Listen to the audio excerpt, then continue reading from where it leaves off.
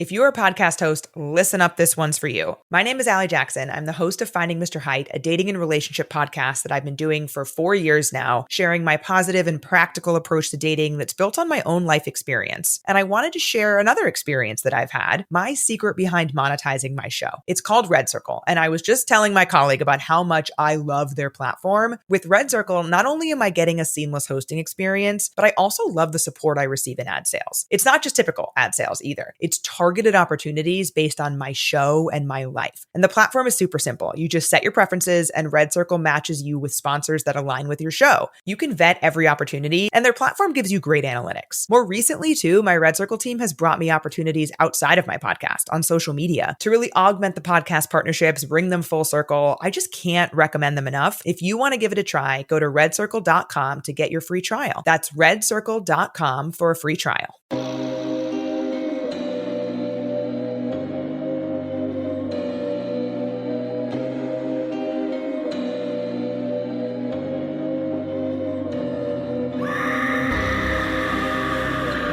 Hello, kitties. This is yours truly, the Crypt Keeper, and you're listening to Slasher Radio.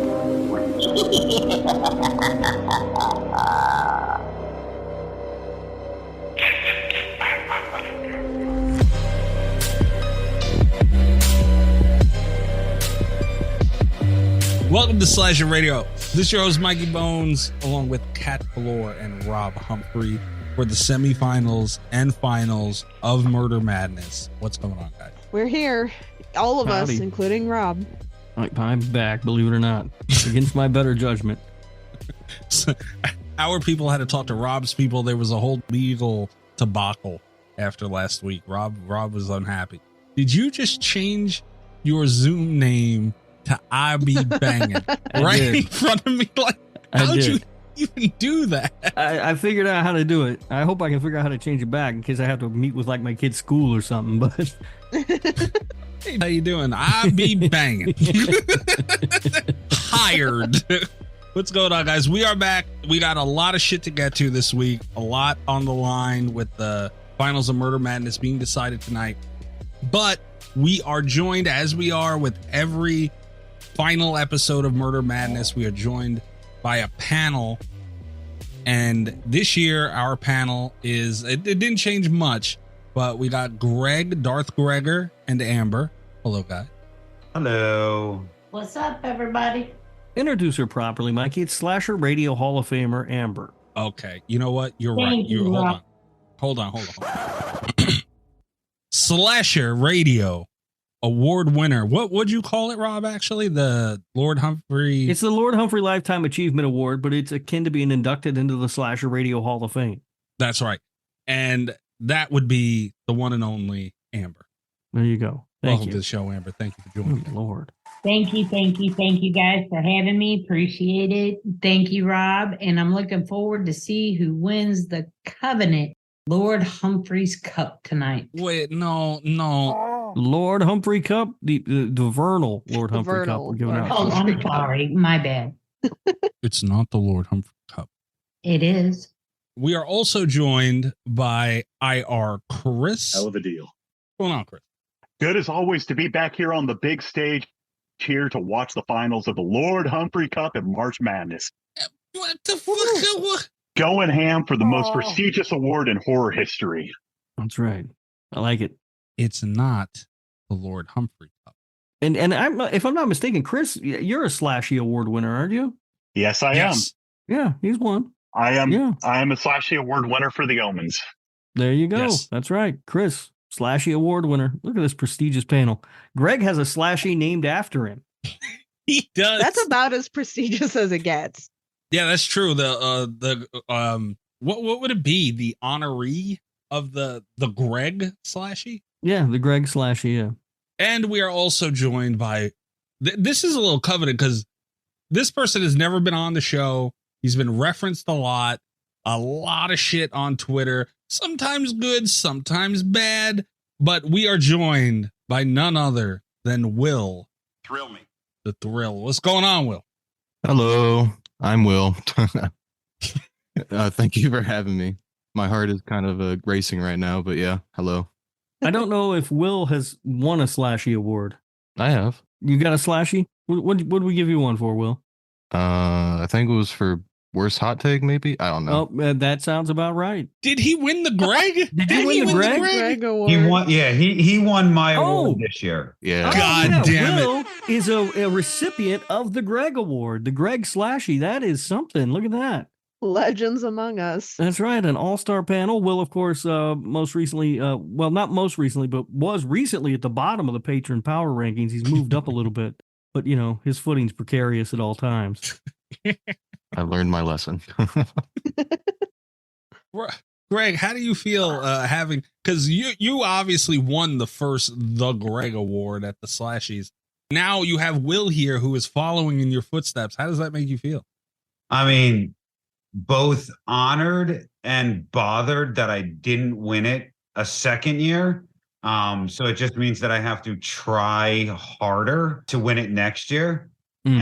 And that shouldn't be a problem when, you know, the horror movies I get are as bad as Talk to Me. So How dare you? How dare you? I have a Talk to Me hand on my desk right now. I'm holding it right now. Yeah, put it down. Put it down. Yeah, but you're not using it properly, Mikey. Put the hand down. Listen, Talk to Me is one of the greatest horror movies I've ever seen. no, it's not. Yes, it is. I like that. Just no, it's not. Oh, okay. I cannot believe you. Talk to Me is as mid of a horror film as Benny Loves You. You need to stop right there. With what? How bad Benny Loves You? It's a 5 at best. Greg, you are definitely on the road to being the worst. On the road? What? I mean, I thought I had the captain's hat on. I was leading, Yeah. you know, where everybody else who gets like put in the bottom of Rob's power rankings has just joined the train of, as y'all like to say, awfulness, when I think it's awesomeness. I do feel like, though, Greg, it's very hard to win the same Slashy 2 years in a row. It's just extremely difficult. Only Leah could pull that off Yeah. because she is the worst. The mashed potato thief is getting close, though. She's circling the Leo Award, maybe. Leah's got some competition for who's worse. All right, we got a lot to get to this week. We're going to get to drink roll call in a second. We do have a voicemail. We're going to go through the Twitter polls from last week's rounds of Murder Madness, and then we're going to decide the winner of the semifinals and the finals. To put it nicely, finally get this fucking tournament over with. To be honest, this is one of the more. We're also going to go through a little bit of what the panel here, some of their good and bad thoughts on our decisions along the way. No one's bringing good thoughts, trust me. I was gonna say I don't think we've ever had a panel come on and bring us good thoughts of decisions we made No. during Murder Madness. No one ever shows up here like, good job, guys. No, It's against nobody, the spirit of the show at this point. unfortunately.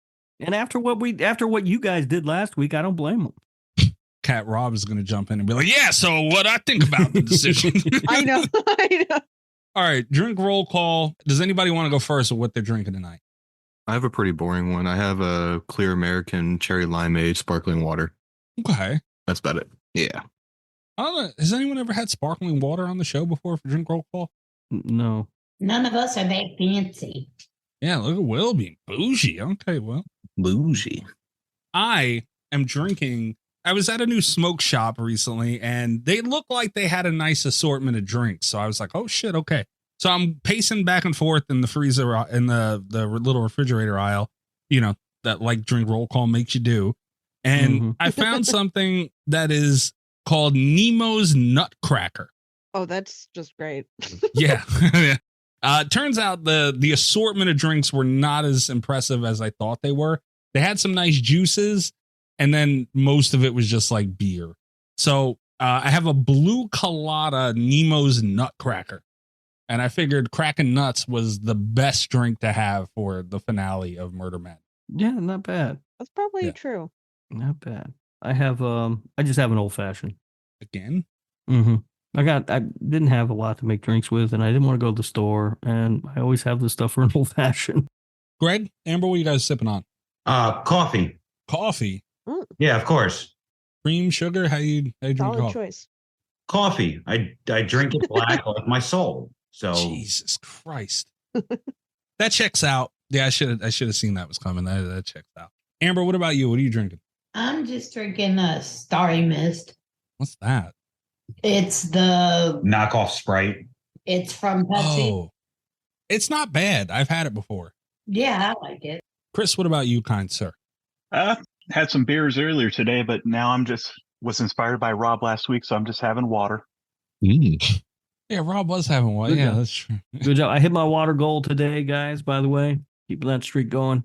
Good for you, man. Congratulations. Yeah. Although I was sick this week, and so I slept a lot more than normal. So there were a few days, or 2 or 3 days, where I did not get I didn't hit my goal, but I was sick, so I was asleep. So I'm not counting those. So what we're hearing You're is back you're on going the to be horse, peeing halfway Alright. through this episode. Absolutely. I might be peeing right now. You don't know. I be pissing. Listen for it splashing off the bucket. I have a drink that I'm really excited to announce on an episode that Chris is here. Okay. Ooh. I am finally having the Midsummer Night's Death. What is that? Yay! Gross is what it is. I like that one, actually. It's almost really good. I'm not a huge the biggest obstacle that I had for this one was that I don't like absinthe and the acquiring of it. Because I had to get a bottle of it, and it's like I don't know if I'm ever gonna drink all of this. But you know what? It's a special occasion. I had to buy champagne anyway, to make fancy Eclipse drinks throughout the week. And I went for it. And you know what? I have a feeling this is going to be in classic Chris drink fashion. The deeper I get into it, the better it's going to go down, I think. I'd like to point out that you don't have to make Eclipse drinks all week. The Eclipse is like one a day. Huh? Man, just saying. That never occurred to me. Look, Ohio don't have much. All right, Rob. The world is aligning. The planets are aligning over them. Let them. They're have very it. excited about the Eclipse. I know. They really are. Indiana, much the same way as I talk to my family back there who are ecstatic about the Eclipse. And I just don't care. The voicemail is taking quite a bit, sir, so we're going to just do this ghetto style. Are you going to read it to us? Although I guess it's worth mentioning while I stalled, we talked about it briefly. I think it was on the show. Maybe it was on Easter egg stuff, but I found a text to speech Ghostface program to where now I can put the text messages into this talk to speech thing and it'll say it like it'll be Ghostface reading the text messages. So 917-397. Oh, wait a minute. What? So when you use text to speech on the show, it's fine. But when I needed to do it because I lost my voice, you didn't want to do the show. That's because you copy and pasted gangbang 48 times. Ghostface would say gangbang 48 times. But you were using it to be annoying with your text speech is the problem. I was trying to I save don't my think voice. Rob would do that. Yeah, that sounds exactly like Rob. I had an ailment. You are an ailment.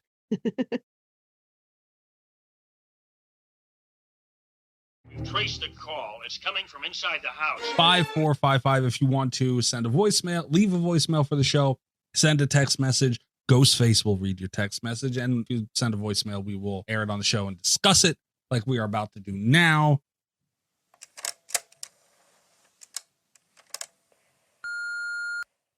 Hi, Rob. Hi, Kat. Oh, Mikey. Yeah, it's your favorite girl, Amber. I just got done listening to our French rankings. You shit on me twice, Mikey, over my choices? Really? You got some nerve there, big man. Let me tell you something. Michael Bartholomew Bones. That kind of sucked. But anyhow, I did enjoy it. Thank you very much. And also with my rankings on my top 10 rankings are franchises that mean more to me than the rest. How can you even like Paranormal Cractivia whenever you don't get the sex tape? You don't pull crap like that. That's just not how it flows. But I am disappointed in you, Mikey. You shit on me twice. We're supposed to be friends. This is why I adore Rob, because he's such a positive person. And Kat, she is nothing but pure joy. You, Mikey, you need to work on yourself. I'm telling you again, until you do your Tony Danza penance, your life's shit. Plain and simple. Thank you. Have a good night. Oh, have a great night. Amber. Amber always leaves us the sweetest messages. I will say that she's a bit wrong about Kat always being a joy. What? She's very wrong. I'm assuming that was sent before she heard last week's episode. Wow. But I do appreciate, Amber. You always see that I try to lift people up, and that's what I do. And you know what? Namaste. That's what I have to say. Namaste. Yeah. Well, I have that, and I have to say this too. Yang bang, yang bang, yang bang. God damn it. I still have the app. I was so excited that I didn't get rid of it. Oh, lucky us. Amber, I don't remember. I remember there were negativities about your list, but I don't remember what you guys gotta admit. Paranormal Activity. I mean, even amongst us, Rob even admitted that Paranormal Activity should have been above some of those movies, some of those franchises. Rather, I would have put it above Insidious and The Conjuring. There was a couple you of wrote it. me into this because I said more than once I would put it dead last. Yeah, no, Rob said it. Okay. Yeah, Rob said it, and that. But even for Rob to say that, I mean, Conjuring and Insidious, it's dead last, guys. Come on. No, the Dead Conjuring last. franchise has at least one good film. No. I'm sorry, The Conjuring franchise has two good films. That's the first 1 and 2, and the Insidious has at least one good film. The Paranormal Activity franchise has 0 good films. They don't even have anything. They have one scary moment in their entire franchise, and that's the pool cleaner. And that doesn't even come close to the first time you see the lipstick face demon in Insidious. Everything in Insidious is off. Nothing scary. It's all jump scares, and that's all that those movies are. The Conjuring as well. Yeah, except they may be recycled jump scares, Michael, but at least there's something other than nothing. There's nothing in the Paranormal Craptivity franchise. Nothing. It is arguably one of the most boring films I have ever seen. It is more boring than We're All Going to the World's Fair. Paranormal Activity has 3 good movies. No, it Whoa, doesn't. whoa. 3. Slow down, Mikey. 3. I'll openly admit the ones after that, I'm not gonna vouch for. Are you counting the porn parody? It's not a that fucking thing. No, I'm not counting that. God damn it. I have it bookmarked if you want it, Mikey. I believe you do. But it doesn't. I don't understand how movies that had, especially the first one, had absolutely nothing. It was able to capture tense moments you could put under a jump scare recycle. Paranormal Activity had every reason to use jump scares, and they didn't overload. They didn't use any. They didn't do anything. They didn't have any jump scares. The Conjuring universe is solely responsible for the jump scare wave horror that we got and still exists today because of that. I give that goes on the bottom. No. For not only the quality of movie before what it did to the genre as a whole, it goes at the bottom. Oh, this from the guy who last week said he had to pick Saw over Let the Right One In because Saw changed the horror universe, and he can't blame Saw because all the other movies that came after it were bad. Shut up, Mikey. You got no legs to stand on. I'm still mad at you. But at least Saw what it did and what it created. Saw did what it created well. Conjuring didn't. Conjuring just recycled. Jump scares have been used in this genre forever. They just made a compilation of them and called it a movie. Saw at least did what that genre it kickstarted. It did it well. You know what? I'm with everybody else. Paranormal Activity dead last. You son of a bitch. See that shows your dignity, Mr. Humphrey. Dignity. Dead last. I'm not surprised you like the Paranormal Craptivity franchise, considering that you love for some ungodly reason the Blair Trash Project. I don't get it. That movie is one of the, like, there's nothing good. Ooh, I lost the map. No, you didn't. Ew, it's so scary. I'm going to stare at a wall and that's spooky and scary. I walked out of that movie and was like, I want my money back. That shit is garbage. I was angry. The Devil Inside is better than that.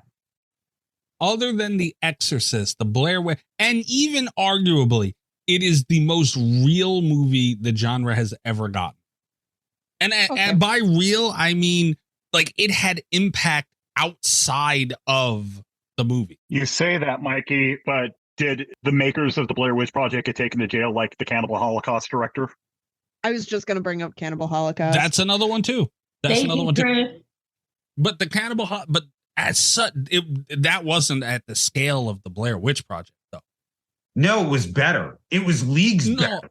I'm not talking about the movie. I'm saying the impact that it had outside of the film. There were none big, arguably Exorcist, probably so. But I'm saying Blair Witch is number 2, if not number 1. Cannibal Holocaust, yes, but it didn't, the world wasn't aware of it like it was a Blair Witch. You can't be argued. Because most people like you are dumb and gullible.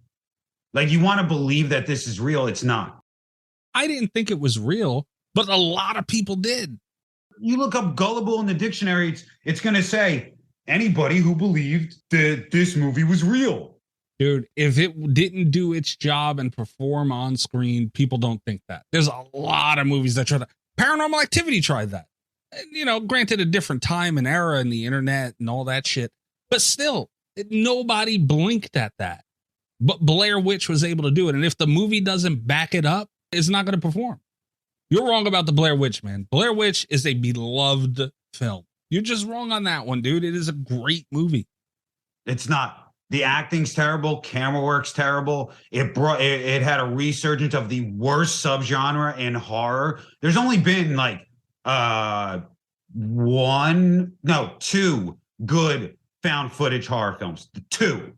Gone Jump Haunted Asylum and The House is October Built. Other than that, there are 0 good found footage horror films. That's not true. Oh no, I'm sorry. 3 because of Cannibal Holocaust. But if you're going to say Grave Encounters, just stop. Grave Encounters is good. I'm not going to say Grave Encounters. I was going to say Incantation. Oh yeah, I forgot about Deadstream. Deadstream, I like. Deadstream was good too. Don't forget Found Footage 3D. That is a very good movie. All right. Thank you for the voicemail, I think, Amber. Also, that energy that Amber has at the beginning of that voicemail, she just seems like she's going to fight you. And I love that we played it a week that she's here to fight you. Yeah. Timely. Good. Very timely. You know, life always works out so well for me.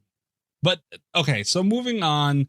I do hope we get an influx of text messages, though, because that talk-to-speech thing is a lot of fun. I do like it a lot. And I had to do a ton of digging, so people better use it.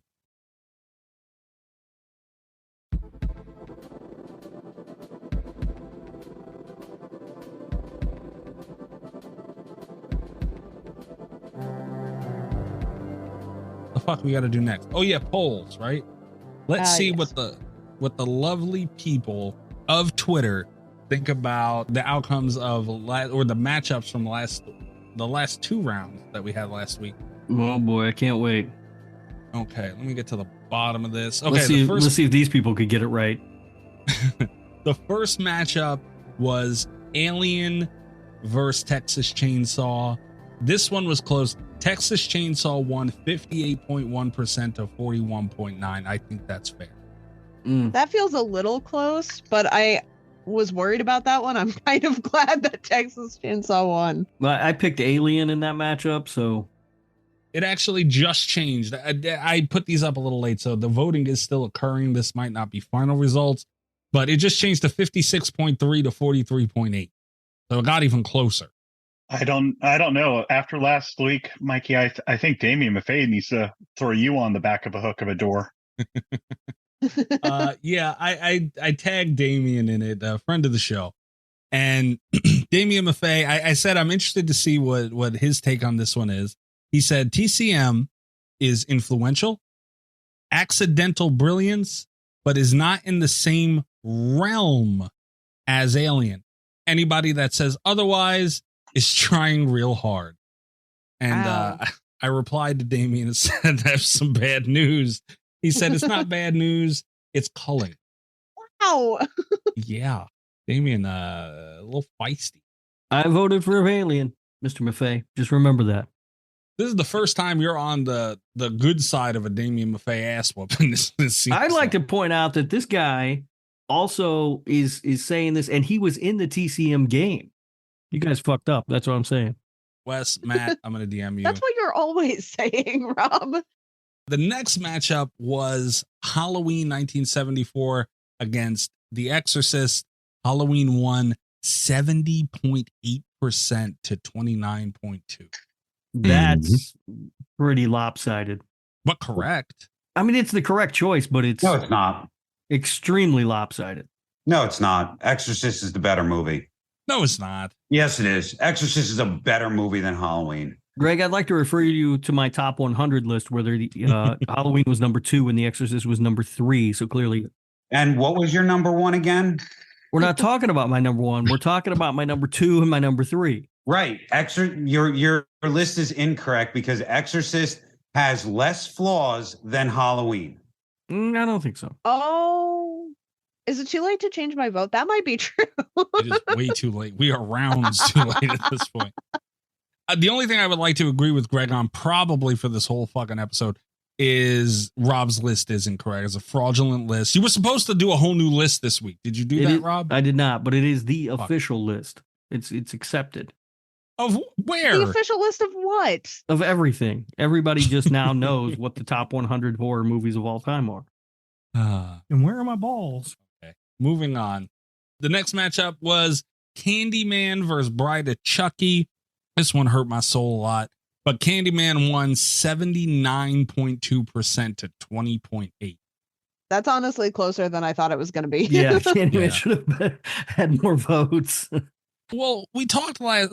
Listen, hear me out here. We talked last. Yeah, we talked a little bit last week on how the Twitter votes are like a little more casual. Dude, Bride of Chucky's really good. Like if you're passing by and you remember how much fun Bride of Chucky is, I could see you hitting it. But it's Candyman all day. So the next matchup was Silence of the Lambs against Army of Darkness. Silence of the Lambs won 66.7% to 33.3. See, I don't agree with that at all because honestly, I like Silence of the Lambs, but to me, it doesn't scream horror movie. It screams thriller, suspense. It just doesn't scream horror to me. I don't count it as a horror movie. I mean, we've had the debate many times on here. But everything's a horror movie. Everything is a horror movie. Thank you, Chris. Everything is not a horror movie. Well, it's about a dude who eats people's brains and about another dude who is a mass serial killer, just a mentally deranged, keeping people in a hole in their basement. And I don't see how it's not. Is it more sophisticated and it's less of a horror movie? Sure. But I don't see how you can take it out of it. I think 7 is more of a horror movie than Silence of the Lambs. More of a horror movie? Sure. But a better movie? Not even. Yes, it is. Well, 7's also a better movie than 5. Yeah, I mean, it's a better horror movie. No, it's a better flat out movie. 7 is a better movie. I feel like I can just mute myself and let everybody handle this for me, apparently. yeah, we've got this one, Rob. To say 7 is better than Silence of the Lambs. Hannibal Lecter. How many more 7 movies were there? I'm just saying that through a horror aspect of my opinion, 7 is more horror based than Silence of the Lamb. To me, Silence of the Lamb is a cross between it's a cop thriller, psychological thriller, and suspense. But so is 7. So was Zodiac. No. Also, they didn't need to make any more 7 films because it was perfect compared to Silence of the Lambs. They had to redo everything that they thought was wrong with it. No, that is not why. It's because Silence of the Lambs is one of the most iconic horror films of all time. I don't know how this is a conversation. It's not. Also, true to form, while we were doing the votes, I just wanted on the record that in the Twitter poll, I did vote for Army of Darkness as promised. Nice. I can also settle this real quick. I just consulted the official list, and God. 7 is number 14. Silence of the Lambs is number 19. So 7 is a better movie, Mikey. Oh, well, that settles it, apparently. Thank you, Rob. Chris, you still there? Oh, I'm here. I need you to get a hold of the Oompa Loompas and see if they can get their hands on that list and, just make it disappear for us for good. You think you could do that for me? I don't know. You kind of requisitioned mine and burnt them out in the meth lab that is the Gabagooli Pasta Crime Division. I had nothing to do with that. All right. Bobby was last seen. Pasta Crime Division. Bobby was last seen running around with the Oompa Loompas. I have no control over him nor the Oompa Loompas. And he got them from you. So I don't know who I need to talk to here. The next matchup, though, was Cujo versus The Thing. Cujo had an unfortunate demise here. Thing won this one 61.5 to 38.5. I'm not that mad at that. The margin of victory should have been bigger for The Thing, but I agree with Rob, but I understand. If we're talking matchups, I mean, The Thing kills a whole bunch of dogs right off the bat. Cujo's dead in the first 5 minutes. Is the Cujo dog? I don't know, man. Cujo is just, it's such a beautifully made film, like, in a dirty, dingy, like uncomfortable way, but like horror beautiful. It's Cujo. It's such a masterful film. It's definitely one of the best Stephen King films ever made. I think it's the best Stephen King film ever. No, so that would be Maximum Overdrive. I think you misspoke. It was Creepshow. It would be Gerald's Game. It would be Storm of the Century, if anything. What is wrong with you? I say again, Maximum Overdrive. Now, 3 Mile. Maybe. All right, you know what? We're gonna go with Will. What is the best Stephen King adaptation? Remember, Will, only one of us can rank you. Oh, we can all rank you. I mean, I would give it to It, honestly. I like It over all of those guys, all of those movies. You mean like It Chapter 2? No. Stop it. A proper Skarsgård fan, I see. The original. I prefer the original. Oh, though. Chapter 1 then. I mean, I like Chapter 1 too, but I like the original more. I love what you did there, Chris. All right, fair enough. A lot of Stephen King love all around. What's the next matchup? Okay, Friday the 13th, Part 6. Goddamn, going up against A Nightmare on Elm Street, 1984. Nightmare on Elm Street won this 89.3% to 10.7. Good Lord. Jeez. That's a wider divide than I thought it was going to be. That's about what I would expect. See, again, because this was like a Twitter poll and not a debate forum, I would have expected it to be a lot closer. Yeah, I this is what it should be, but I didn't. This is not what I expected would happen because like especially the Freddy versus Jason debate that's lived on forever. I figured there'd just be Jason fans that would vote for it just because it's Jason, especially going up against Freddy. But they did the right thing. I mean, I will have to say. Speaking of Jason fans, that is true. Going by the rule of better is greater than fun, Nightmare is the better movie than Part 6. Then Part 6, you specified. Is there a part that you would have put above Nightmare? Oh, Kat, we don't have enough time for the night to get into this debate. Sorry. I was curious because you specified. I'm pretty sure one of the films is in a upcoming Twitter poll. Oh, okay. Freddy versus Jason. There we go. There it is. Let the right one in.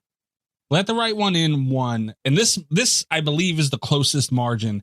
53.8% to 46.2, Rob. That just tells me not enough people have seen Let the Right One In or something. Like, what the I'm fuck? not going to lie. I kind of thought about voting for Freddy versus Jason just because I knew we were going to be talking about it and I wanted to irritate Rob. But Rob's already so irritated with me that it felt kind of pointless. This is why no one likes you, Kat. Oh, shit. I like you, Kat. Thank you, Amber. That's why you have to sit in a room with all your cats and write your little books. That's my Good Lord, Robert.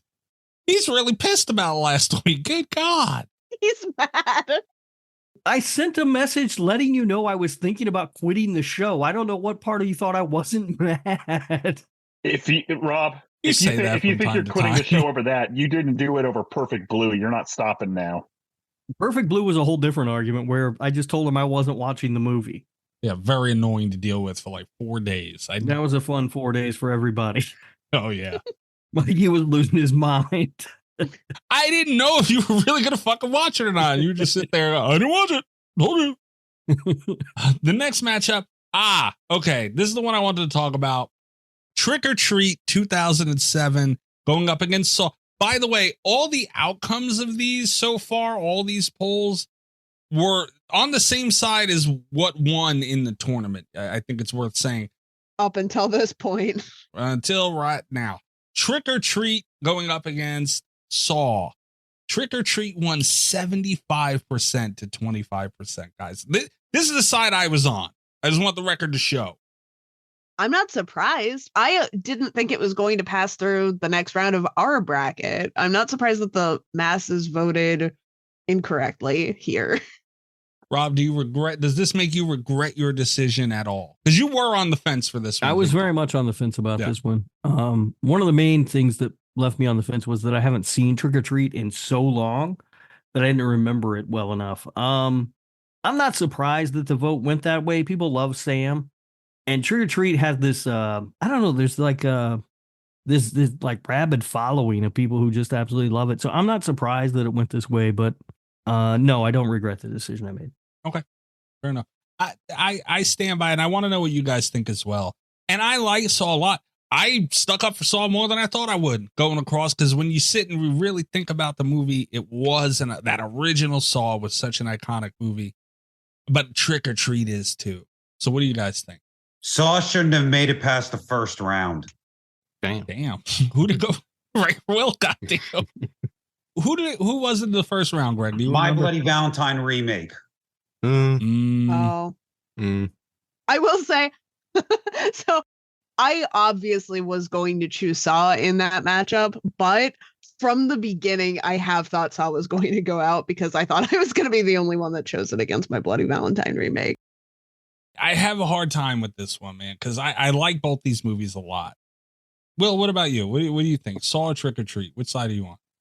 When I voted on Twitter, it was pretty close for me. Like Saw does have the more iconic ending, in my opinion, and I really do like the guy in the white T-shirt. I can't remember his name. He made me laugh a lot, even though he wasn't the best actor in the movie. He did make me laugh a lot. But since I'm like a really big fan of Autumn and Halloween and stuff like that, and like Trick or Treat is just like such a well put together, conglomerations of connected stories, if that makes sense. I give it to Trick or Treat. Well, I would give it to Trick or Treat, and I did. Okay. Yeah. Fair enough. Yeah, I get it to you. Chris, what about you? Which one which way you going? I mean, thankfully for this one, I didn't have to consult the Post-it note because the winner was obviously the better and more fun movie, which was Trick or Treat. Ow. It was just one of the more perfect compilation anthology films. Amber, what are you chiming in on this one? I prefer Trick or Treat over Saw because to me, Saw, even though it is a really good movie, it really is the original Saw is. It's just kind of like once you've watched it, you're kind of done. Where this has an anthology that kind of just meshes well together. And I'm not a big anthology person. Yeah. But Trick or Treat. Okay. This was like, I mean, obviously I wanted Cujo to win over the Thing, but I knew that wasn't going to happen. And I know that's a me bias to loving Cujo thing. But this up until this point was the toughest. Like Trick or Treat against Saw is really difficult. And I'm more surprised at the margin, honestly. Like I think we were talking about a little bit, Kat, where people, when you're such a big franchise, the later movies can taint your opinion on all of them. And Trick or Treat had one, and they did it really well. Trick or Treat had one really solid movie that you think about when you think about Trick or Treat. But I think if you're just scrolling, you're going to think about Saw as a franchise. And even going into like the mid-range Saw movies, like those middle sequels, it had such a reputation of being nothing more than torture porn. Like, and that's what people remember for a lot of the time. Yeah, because it is just cheap torture porn. Stop that.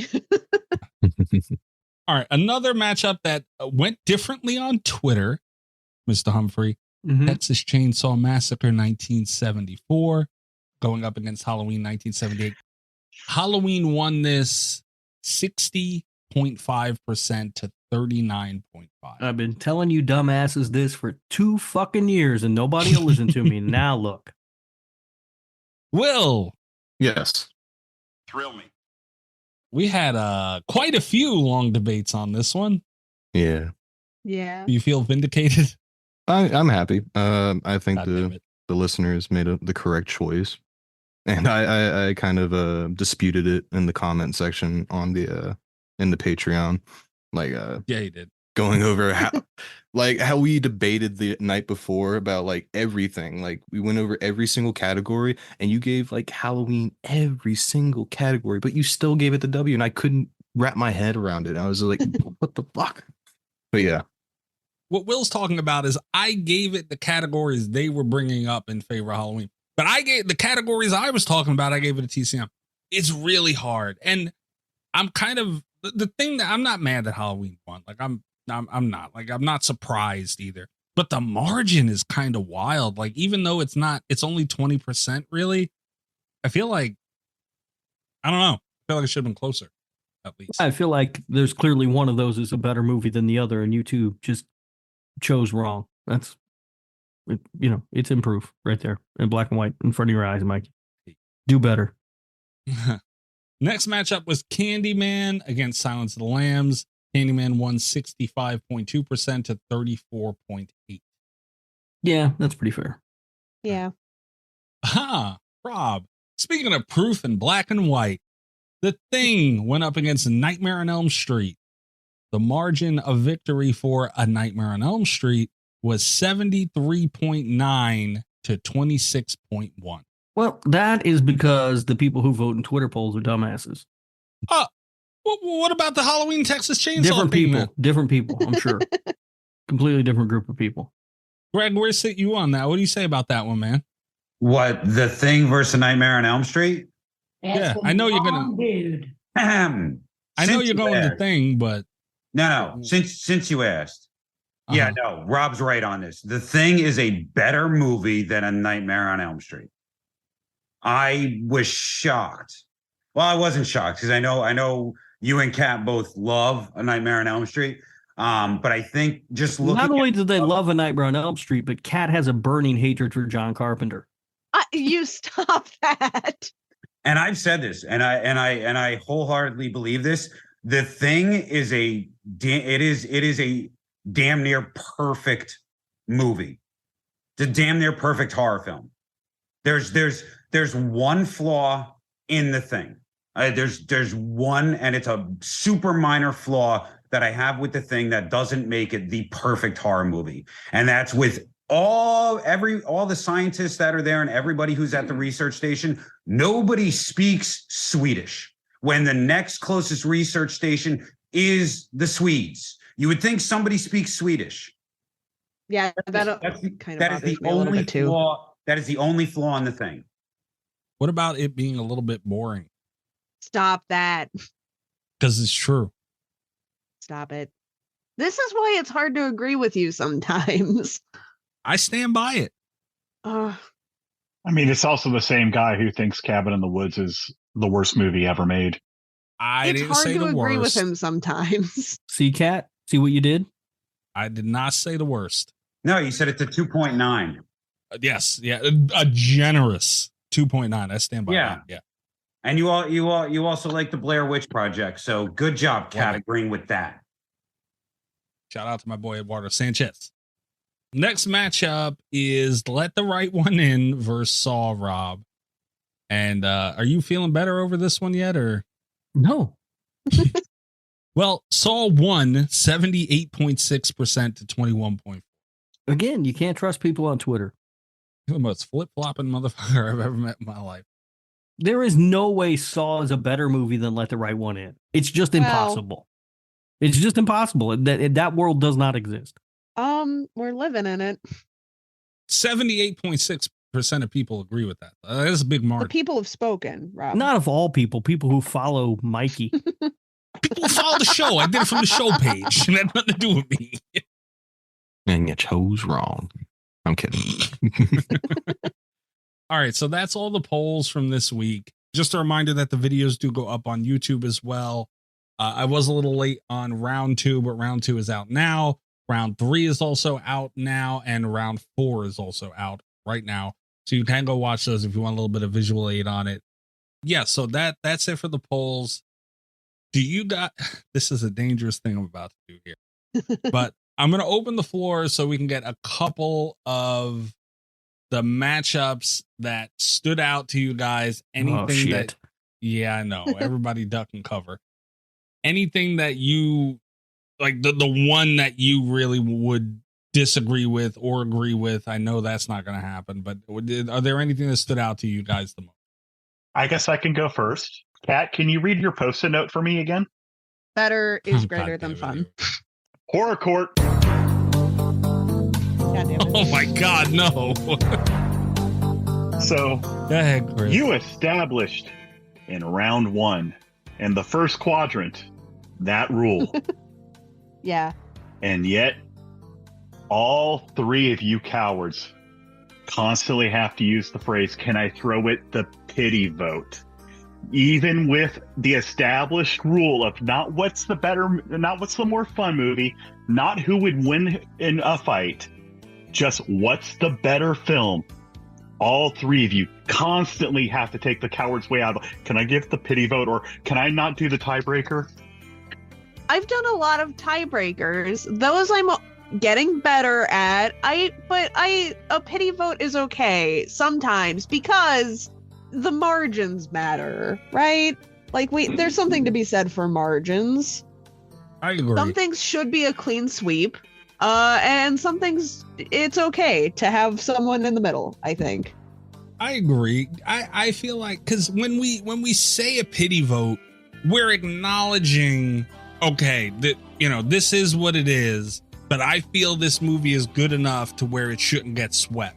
I think that's fair, Chris. Come on. Right. Only a handful of things really get swept out usually, like Jeremy Milton and whatever the hell Leprechaun lost to, I'm sure swept it out. But Leprechaun had a very unfortunate matchup. Okay. I just want that to be on. Nah, when it comes to Murder Madness, pity goes out the window, mercy's gone, put the bodies on the table, slabs in the morgue. You dig deep into your balls, and sometimes you just got to say, sometimes, much as I love this film, it's fucking taking one right to the face. But to the balls. And where are my balls? Duly noted for next year. But Chris, do you at least give us any points at all? Because we do acknowledge this is a pity vote. And we've even, I've had Rob confirm a pity vote. Because, just so we're always on record. Do we get any points for that? Considering you threw a pity vote against Event Horizon for fucking Urban Legend? Oh, no. That was not a pity vote. That was real. I meant that.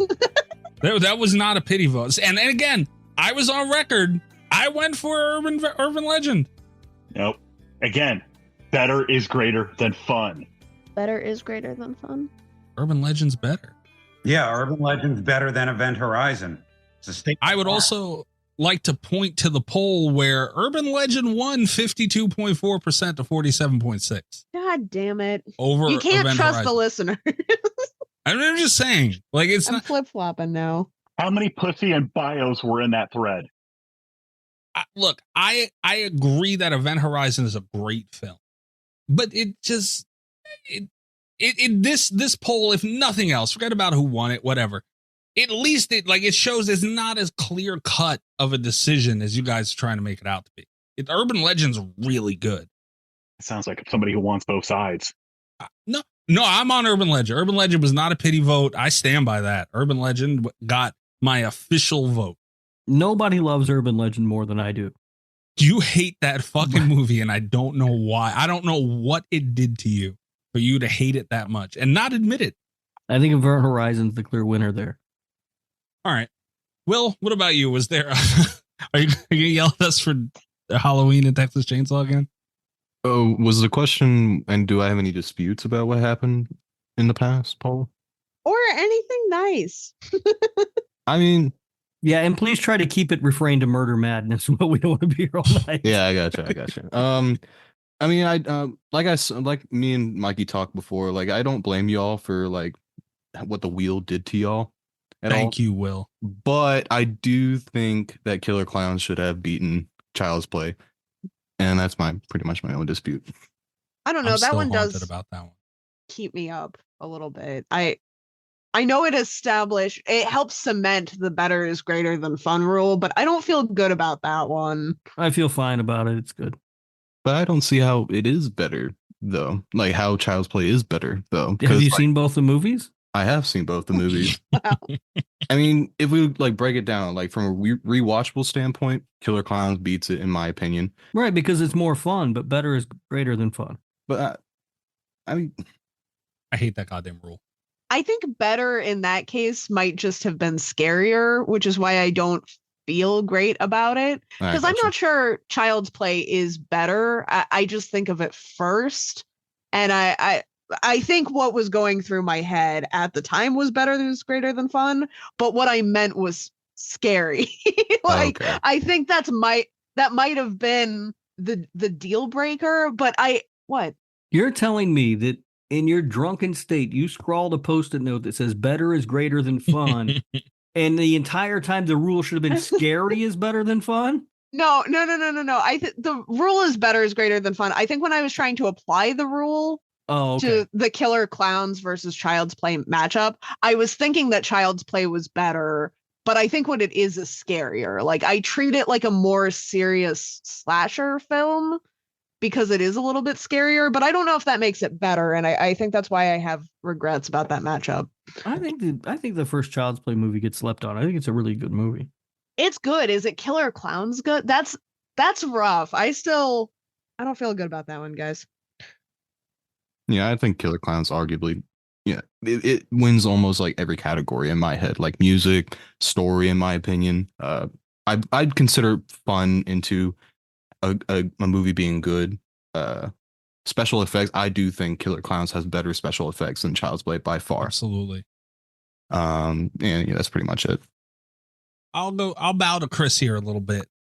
I did bitch out on that matchup. I did not give an official spot on that. And honestly, I was just glad I didn't have to decide. And I just kicked the thought out of my brain. I still don't know because I didn't put any more thought into it. Dude, Killer Clowns is really good. Yeah. Speaking of the music in the movies, though, Will, Killer Clowns has great music. You're right. But it also just has sort of more noticeable music because I own both scores on vinyl, and Child's Play has some really amazing music in it also. That's fair. That's a fair point. I also just want to throw this out there because it made it sound like I regret the decision. I am still not sure I would change my mind, but it is, in a weird way, it's the matchup that I've thought about the most in this bracket. It's hard. Because it was a really, really tough one call. I've thought about the most. It's the one I've thought about most without Rob harassing me about it. That's the thing. I don't think about the way I voted in matchups because I know I voted flawlessly throughout this entire thing. It's what you guys did that keeps me up at night. Bullshit. Okay. Will, that's fair. That is a very fair one. I still don't know. I still don't know what happened. I was there. I did it. We all did it. I still don't know what the fuck happened there. I was in awe that those two movies went up against each other, and the thought never crossed my mind that it would ever happen until it happened. Fuck that wheel. Fuck the wheel. Yes. Tune in pay-per-view, me against the wheel. Yeah, that was. I thought you were going to say tune in on pay-per-view when I fuck that wheel. That wheel called it shot and pointed at Will like it was the WrestleMania sign. Yeah. Greg, what about you? Anything? Oh God, here we go. Well, no, hold on. I'm gonna let Amber go first because she only has one. I got a few that I can run through quite quickly. So go ahead. Okay. Baby. Honestly, the biggest disappointment to me was when Poltergeist lost against the original My Bloody Valentine. Nobody likes Poltergeist like I do. I just have a very nostalgia with it. It's just, it was the first movie I ever got to take my grandmother to go watch. And she, once she started getting sicker, that was the only movie she ever really remembered before her passing. And it just holds a special place in my heart. Don't get me wrong, I love My Bloody Valentine, the original. I do. But I just feel like Poltergeist gets shit on too much. You've got Joe Beth Williams, you've got Craig T. Nelson. Those kids were amazing in that movie. And for the way that they did it, I think it still holds up well. I like Poltergeist a lot. It's just, no, I like Poltergeist a lot. But I like My Bloody Valentine. I don't know. I don't have a reason for the connection, but I've always just loved that movie. So it's kind of the same thing for me on that one, Amber, because it does do that. If you have a connection to a movie, it's gonna, it brings out stuff that it doesn't maybe bring out to, people without that are watching it. Yeah. You got to admit, though, that's a tough matchup. Those are two really solid movies. It is very two solid 80 movies. I really do have to admit that. But again, it was the only beef that I really had was that Poltergeist couldn't move forward. But I am going to give you guys a warning. Uh-oh. Greg has a notebook. A notebook. I also just want to throw this out about Poltergeist because I feel like that wasn't a tough call for me. But we talked about this with Sleepaway Camp. I feel like when we do these brackets, it gives a disproportionate view of how I feel about some of these movies. I really like Poltergeist. It just is hard to compare to the other movies that made the bracket, which also came up with Sleepaway Camp. I do. I agree with you 100% on that. It's just my particular favorite and one of my favorites and one of my particular nostalgic movies. Yeah, the funny thing about Poltergeist for me, and I don't know exactly where the movie loses me, but it doesn't work for me for some reason. And I love all the family stuff. Like, I think that movie does an excellent job of creating a family atmosphere there that feels like a real family. Yeah. And I love all that stuff, but somewhere along the way, that movie always tends to lose me. And it's just not a movie I've ever really been in love with. And that's respectful and understandable, Rob. I don't know what it is. Like, I can't point to anything in Poltergeist and go, this is why I don't like it, or this is what they did wrong, or this is what they're do bad. It's just for some reason when I watch it, I don't connect with it. And again, My Bloody Valentine's one of those movies for me. So, like, if it does that, it's going to do it all day for you. Yeah. But Poltergeist, that was a tough matchup. And a fair matchup, too, was the problem. When movies are very equal in a lot of ways, it makes it even harder. That's a fair one. All right, Greg, let's scratch the surface. Sure. So for starters, right off the bat, out of this entire thing, there was only... Well, I figured you'd want to start with my congratulations on voting perfectly throughout the entire way. Absolutely not, because you didn't. Hell of a Come deal. On, Greg. We both know. We both know what the truth is. Thank you. There was only two difficult decisions for me in this entire bracket.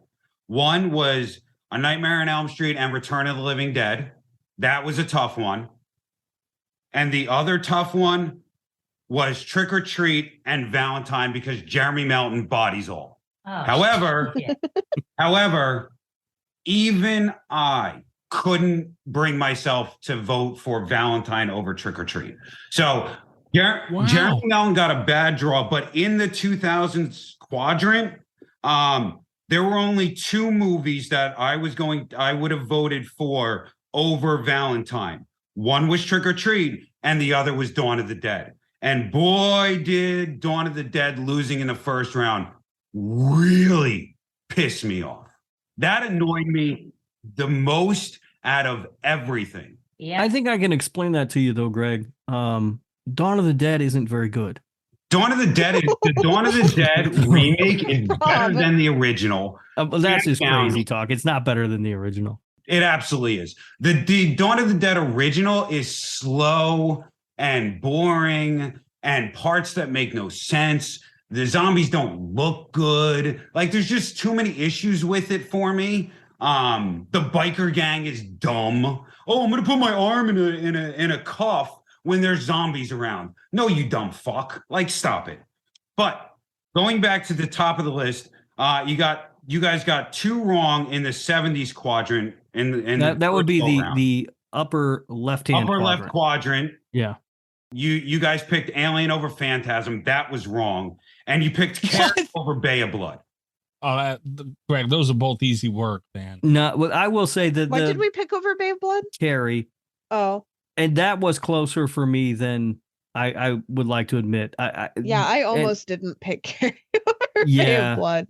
I stand by it, but I don't know. Honestly, if I had to vote over again, I might pick Bay of Blood over Carrie in that one. You're right. And then in the lower left quadrant for the 90s, you picked Event Horizon over Urban Legend. You picked Silence of the Lambs over The Faculty. And you picked The Blair Trash Project over House on Haunted Hill. Especially picking the Blair Witch over House on Haunted Hill. But House on Haunted Hill isn't any good. Yes, it is. House on Haunted Hill remake, again, better than the original. No. Oh, okay. Whoa. Yes. No. He's right about that. He's Not right that. about that. The House on Haunted Hill remake is better than the original. I'm sorry, but it is. No. Yeah, and I stand by that. You can stand by that, and I'm going to kick the shit out of your knees. I just have to put my hand on your forehead, and you won't reach my knees. Kick him in the dick. Thank you. Where'd that come from? Then you get to the upper right quadrant where you guys got 3 wrong. Killer Clowns from Outer Space should have beaten Child's Play.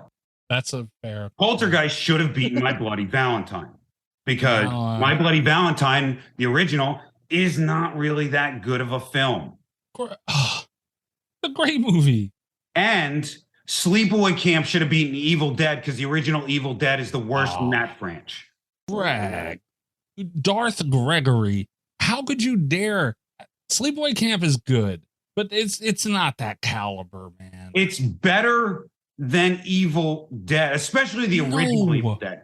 Now, if it was Evil Dead 2, that might have been a little tougher for me, but I still would have picked Sleepaway Camp. Well, Evil Dead 2, first of all, is the best in that franchise. It's not Army of Darkness is. No, that's the second best. No, Army of Darkness is the best in that franchise. Hands down. Then you get to the lower. That's the problem. Your franchise ranking's all messed up. Okay.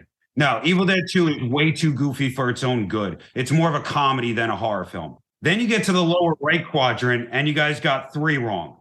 You picked Freddy vs. Jason over Dawn of the Dead. You picked Behind the Mask, The Rise of Leslie Vernon over The Strangers.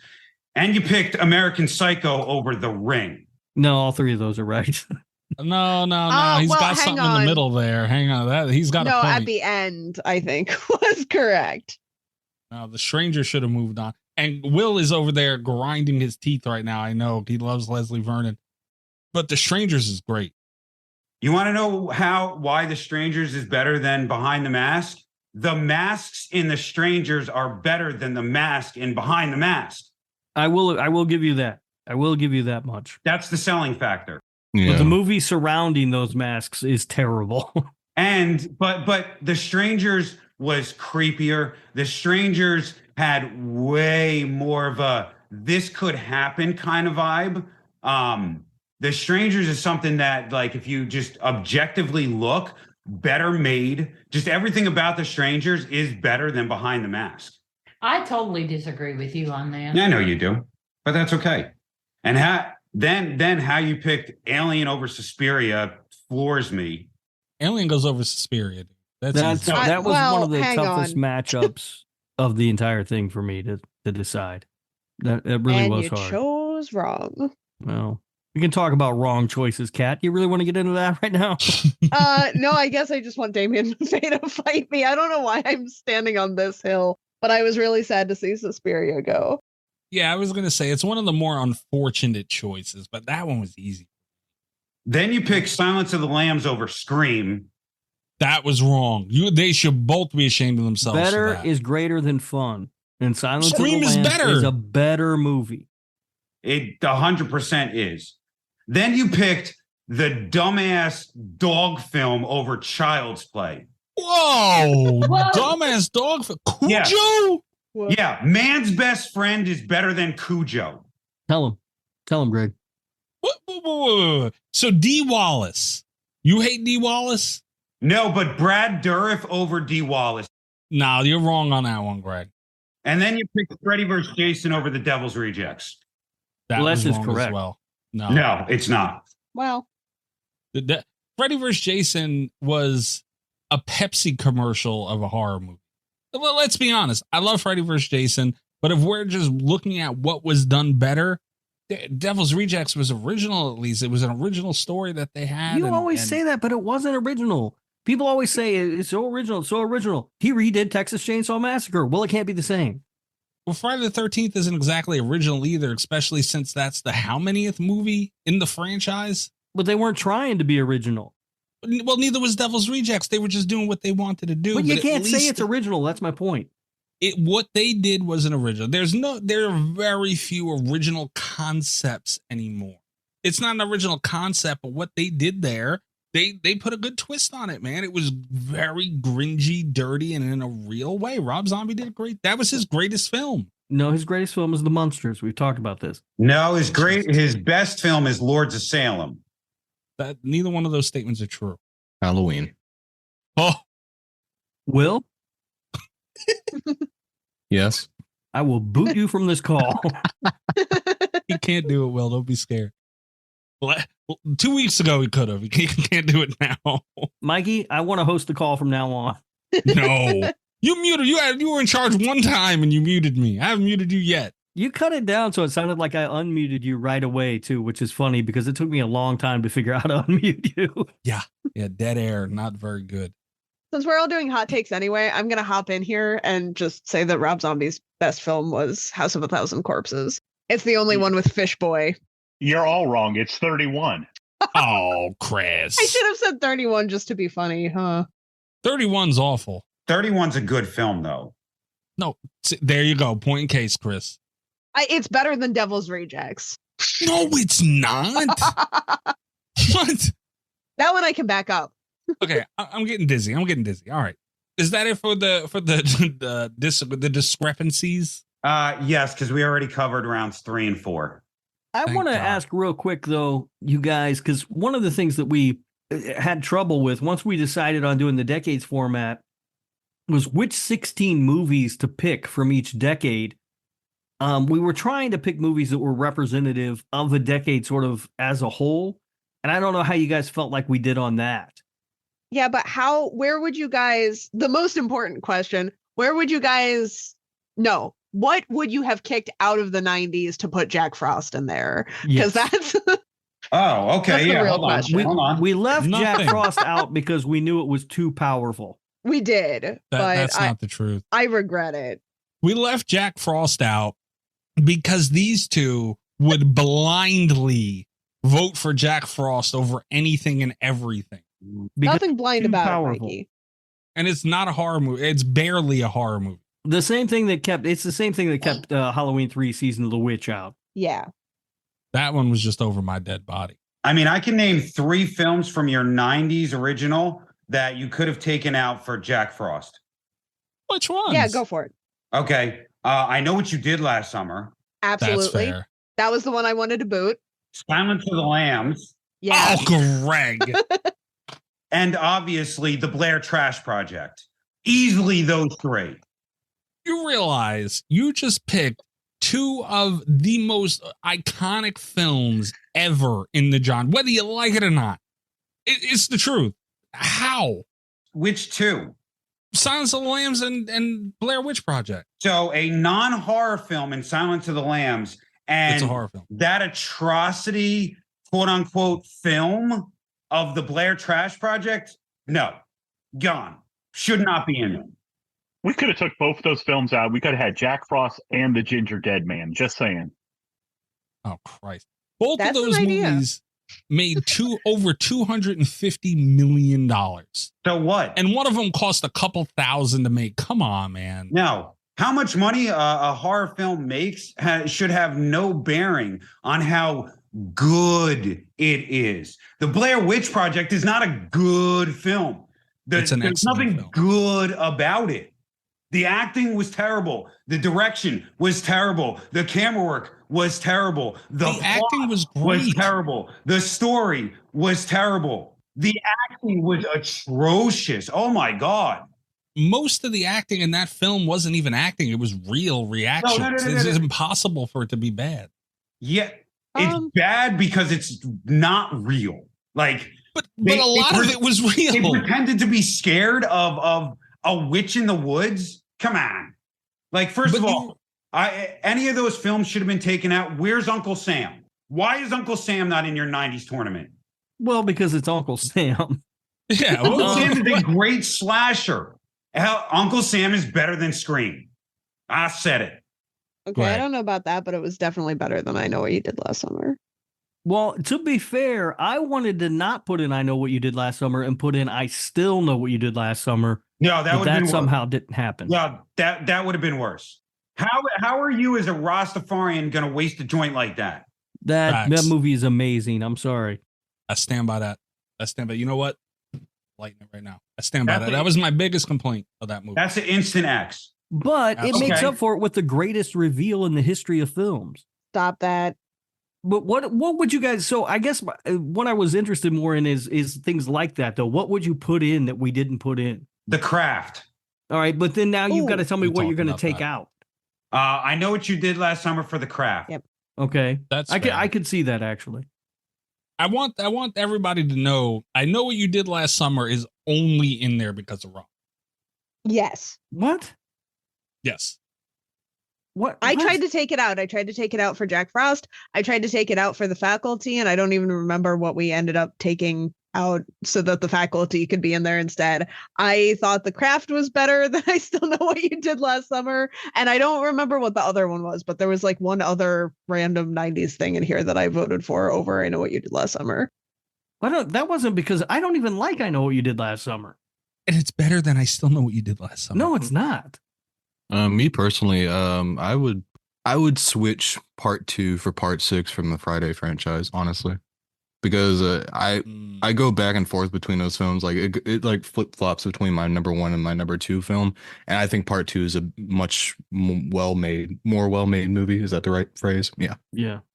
I think that and that was the other thing we looked at too with the franchises. We were trying not to overload it with, we didn't want the 80s to have, 5 nightmare movies in it because that's not interesting. Yeah. And so, yeah, we kind of had to pick one. And I don't remember how we landed on part 6 other than the fact that everyone seems to love it.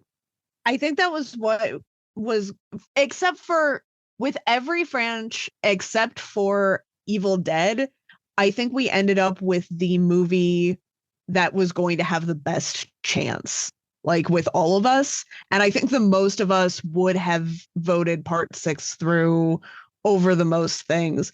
I kind of feel like Evil Dead got shafted a little bit, just because several times Rob was like, well, I'd vote for part 2, at which point I feel like we should have put part 2 on the bracket. I did say I asked. You did ask. So, I mean, it's a hard decision to make because I think the original Evil Dead stands a better chance personally. Because I would vote. I mean, I like the original. Well, I don't know. They're neck and neck for me. They do different. Maybe that's why I feel a little bit shafted, is because Rob did say several times that he would vote for 2 over. So I was thinking that it would have had the better chance. The thing is, I would vote for Evil Dead over Evil Dead 2 also, but I would vote for either one above whatever it was that knocked Evil Dead out. So that's kind of where we're at. Yeah, I don't remember what knocked Evil Dead out. Hold on. Something that I also would have voted for Evil Dead 2 over, I'm sure. Evil Dead lost to Friday the 13th, part 6. Yes, I would have voted for Evil Dead 2 over Friday 6. If I may say, I really think that you guys take a lot of biasness out of it, to be honest, because you do cater to, the people that listen to the show. And to me, I think that's very commendable. Well, I thank you, Amber. It's not easy. It's not. It's not an easy thing. I don't know how he does it like he does, but I can only say I commend you guys. I think some of us are better than others at that. Really? I'm the best at it. Well, because I have a grading scale, so I work off like a 3-point scale to figure out what's better between these 2 movies. I get that. I'm just saying, for these guys to do the things that they do each year, with this, they've gotten better each time. And I just have to commend them on that. Thank you, Amber. Thank you. She wasn't talking to you, Kat. You're even going to commend Mikey? Yes, I'm going to commend Mikey. Wow. Look at that. Look at that. I'm commended by Amber of all people too. It's a beautiful thing. You should be committed. That was a good one. I'm not gonna lie. Happy thanks. All right. Mikey, do you want to go ahead and check our chat real quick? Hold on. If I gotta do that, hold on. Crazy idiot! Get the fuck out of here! You! Go back to turning tricks and old folk and you pain in the ass! It was a good idea for me to light that one thing. This is the Gabagooli Mystery Corner. Thank you for the Italian emote, Bill. Where our wonderful listeners anonymously send in Italian memes, making fun of me for being Italian. Don't look for the tie-in here with horror and stuff. It doesn't exist. They're just buttholes. The memes go up on Patreon. We try our best to describe them on the show. That's just mean. All right. This is I chose this meme in particular because this was a new submitter this week. What? Oh, welcome aboard. We got somebody new in on the action. That's good. Okay, hold on. Before I describe me, Will. Thrill me. We had during the whole pasta fleshlight debacle, we everybody was a suspect, and it hurt me to name you as a suspect, but everybody was a suspect. And you had stated, I'm not going to ask you if you sent this or not, but you said to me at that time, you've never submitted a Gabagooli Mystery Corner meme. I ask you, sir, is that statement still true? It is, yes. And I can confirm, I very rarely give hints, but I will say no one in this call submitted this Gabagooli Mystery Corner. It's hard sometimes to remember who sent what, but I went out of my way to make sure as many new eyes as possible would be seeing this. This is a good one. I like this one. I don't like funny. this one at all. I also have a story about this one once Mikey has described it. Okay. It's like a zoo or a petting zoo of some sort, and there's a goat that's in its enclosure, and he's looking back at the camera kind of pissed, actually, it looks like. And there's a sign that is on the front of this enclosure, and it's please do not speak Italian. Well, the sign is a goat's head with like a hand giving it food, but the hand is in an unfortunate shape of a capiche hand with a red line through it. And the meme is captioned, please don't speak Italian to the goat. So this one had been sent in by a new anonymous listener. And when I went to see if I could, but they sent it in a format that I could not save to Twitter. So when I went to see if there was an alternate version of this one, I found that there's merch. There is please don't speak Italian to the goat merch, because apparently this is popular enough of a meme. So that was a fun surprise for me today. That is a surprise. And now I know what Mikey's getting for Christmas. Yeah.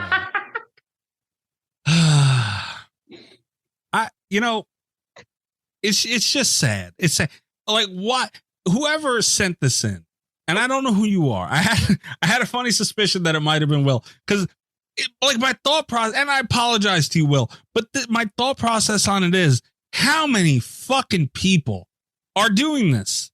You know, like that's the thing that goes through my mind. How many people listen to the show, and haven't done it yet? And why are you doing it now? We're however long in. Like, what are we doing here? God damn it. It's outrageous. Yeah, I agree it is. I plead the fifth. Will now a suspect again. It's a shame All right. Kat only now has 2 years worth of Gabagooli memes left.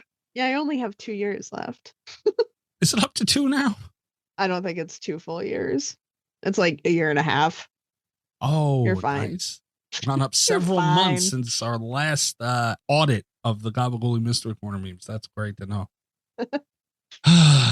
All right. Patreon.com/. Also, whoever sent this meme in, why don't you sign up to the Patreon? Huh? Like, you care about the show this much to listen to it and participate. And that's great and all. But, you know, like, if you're going to be racist towards one of the hosts and attack me for my nationality, maybe support the show. That's right. Patreon memberships start at $3 a month. That's only 75 cents a week. You too can feed a podcaster. That's a really funny line. You too can speak Italian to a podcaster. But not the goat. Not the goat. All right. Quick break. Semifinals and finals when we get back. God damn it.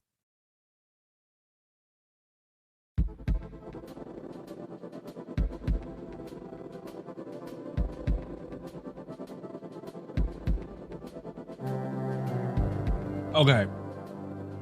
It's been about a month of this tournament now, and it all boils down to this night. We have the semifinals and the finals. We're going to just start with the first matchup. 1974, the Texas Chainsaw Massacre against Candyman, 1992. So this is the winner of the upper left-hand quadrant against the winner of the lower left-hand quadrant, if you're playing at home. Thank you, Rob. I would have been confused. I'm confused. Appreciate that. This one sucks. This one does suck. This one, I know how I'm voting, but I don't want to say. I feel like the problem is they're both great movies is the first problem. The second problem is they're both very different movies to where you have Texas Chainsaw, which is very dirty and dingy and gringy, and I mean that in a good way.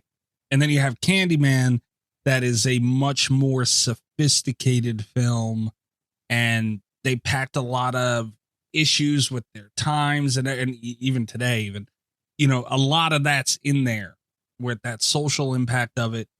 And Texas Chainsaw didn't have any of that. It was just a full-blown slasher. Not that Candyman wasn't, but, you know, it's just very different things happen. All right, counterpoint. This is super easy. Do you just want me to vote? Yeah, go for it. Are you being spiteful here? Because of, you know, 2 years I don't think he TCM? is. This is super easy. This is Candyman. Maybe he is. It's a better movie. Okay, hang on. I'm going to let everybody know now I'm leaning Candyman. It's Candyman. How is it not? Because it's the Texas Chainsaw Massacre. TCM shouldn't even be here. Let's just be honest. Okay, it absolutely should be here. I love Candyman. Do you need me to consult the official list? So much. I don't need you to. Do you want me to consult my official list? Your list is not official. Media lists are official. I got no It's a fun little thing that we let you do, but I have the official one. And Candyman is number 6, and TCM is number 16. It's insane that it's number 16. That is so low. This is how it is. No. Listen, I love Candyman. I love it a bunch. And it does have social things. It tells a good story. I think it was really ahead of its time in a lot of ways.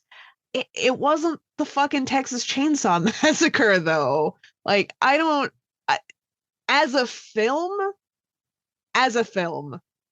it's so hard to beat the Texas Chainsaw Massacre, and I don't think Candyman is the one that does it. I'm not locked into Candyman, but I'm leaning it. I think the story is the biggest. Again, these are both great, and you have to look at a lot of different things, a lot of different ways to really figure out. Like, it's a hard decision.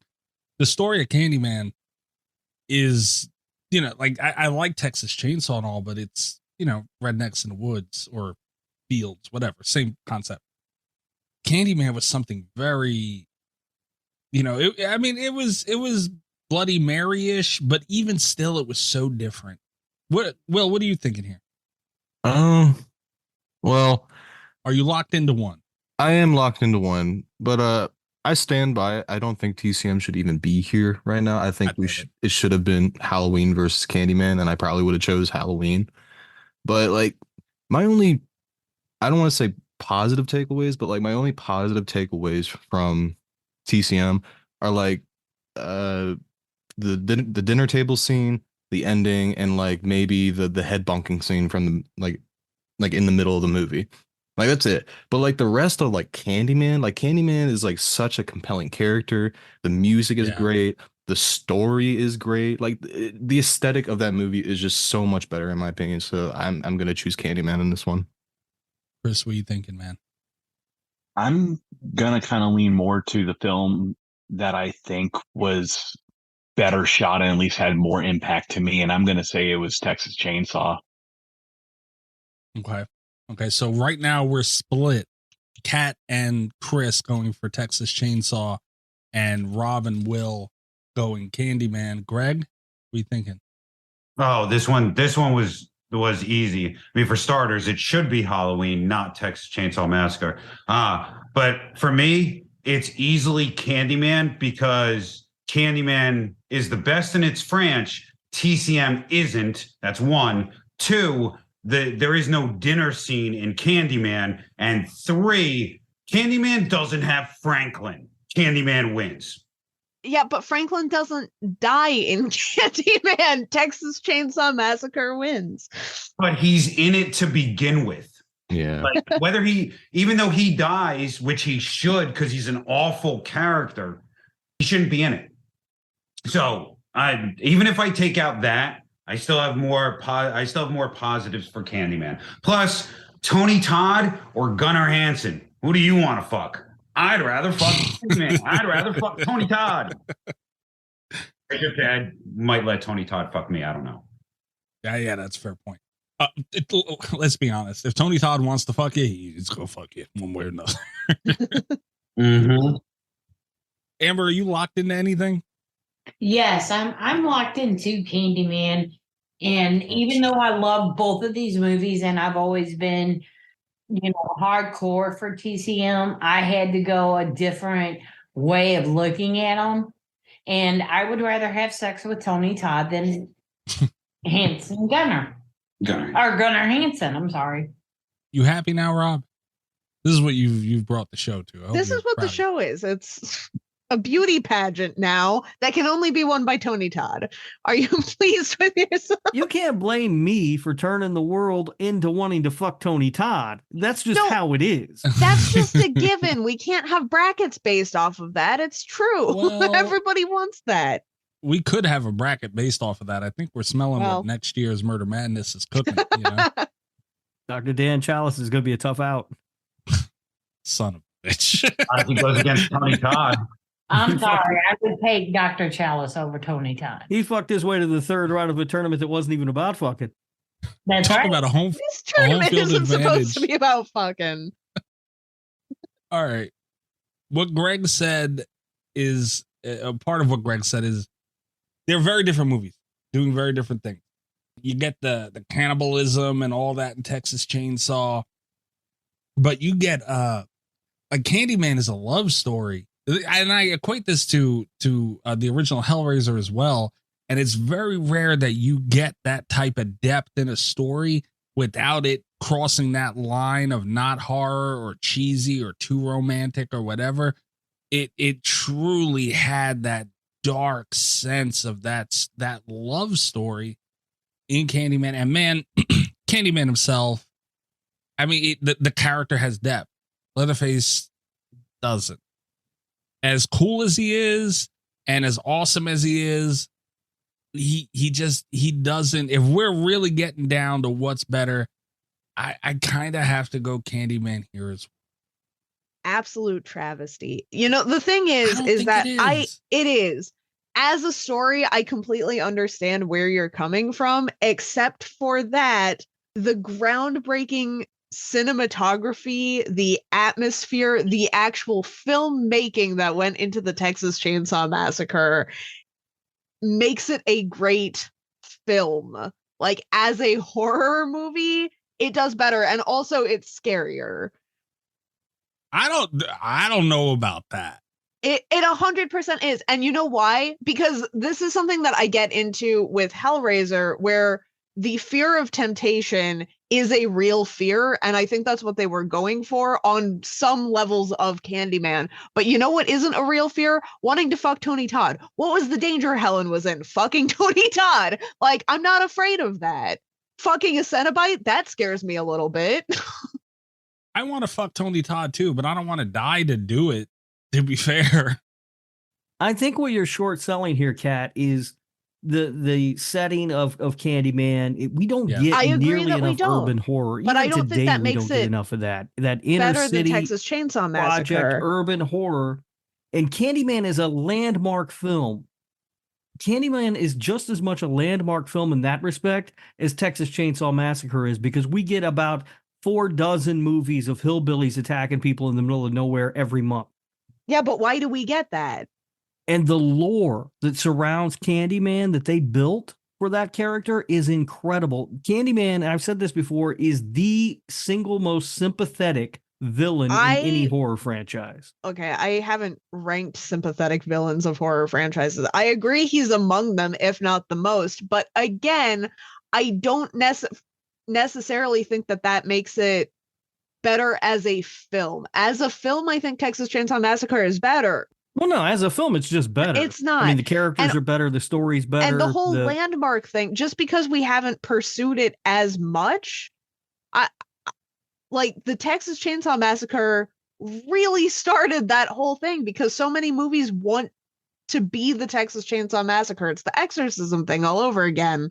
Yeah, that's true. But and Mikey pointed out when we had the conversation about the My Bloody Valentine remake and the what's original and what is a remake, a lot of the lore that you're talking about came from the short story that Candyman was adapted from. The Texas Chainsaw Massacre was an original film. That was a film. I get that. I get that Candyman was adapted from a short story, but the setting was also changed, and there was a lot of stuff changed. Much like Texas Chainsaw being based off of what's his name, Gwen.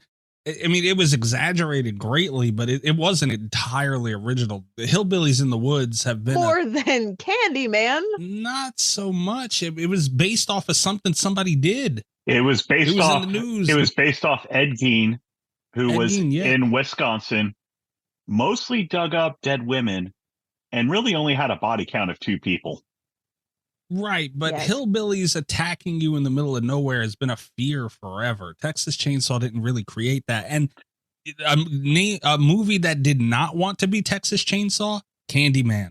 They did not replicate anything they did off of Texas Chainsaw, which was a groundbreaking film. But like Rob said, so was Candyman. It didn't do anything we've seen in any other horror movies. It did its own movie without a lot of those tropes, if any of them, really. Yeah, and they did a phenomenal job. You know what else didn't base off of those tropes? The fucking Texas Chainsaw Massacre. But it based off of a real killer. Or not killer, but, well, he did kill people or whatever he did. I mean, it was based off of real events that happened. Yeah, but really the thing the final girl is it brought like a wider element to the audience that they've never really seen before. And even though it's completely fictionalized, it's kind of like Chris said, it's based off of Ed Gein, where Candyman, that actually did happen up in Chicago, in the Chicago area. And it's based off of like a folklore, but still true events actually did happen. There was a murderous person that they would call the Candyman. He did what he did. And I'm not trying to take away from TCM because I absolutely love it, but it just, Candyman brings a little bit more. And I was going to bring up what Rob said as well. The Chicago, man. Texas Chainsaw did nail its environment better than probably any other movie has in an environment like that. But so did, when you see Leprechaun in the Hood, we joke about it all the time. When you see an urban set movie, that's usually what you get. This did not mock that. It made it dude, like I'm not from Chicago, but I grew up in Brooklyn. I grew up in places that look like that. And they fucking nailed it. And that's how the people in those areas act to people. Helen coming in and shit, like, you know, it was very real. And the tones from that alone it was something to be said for them.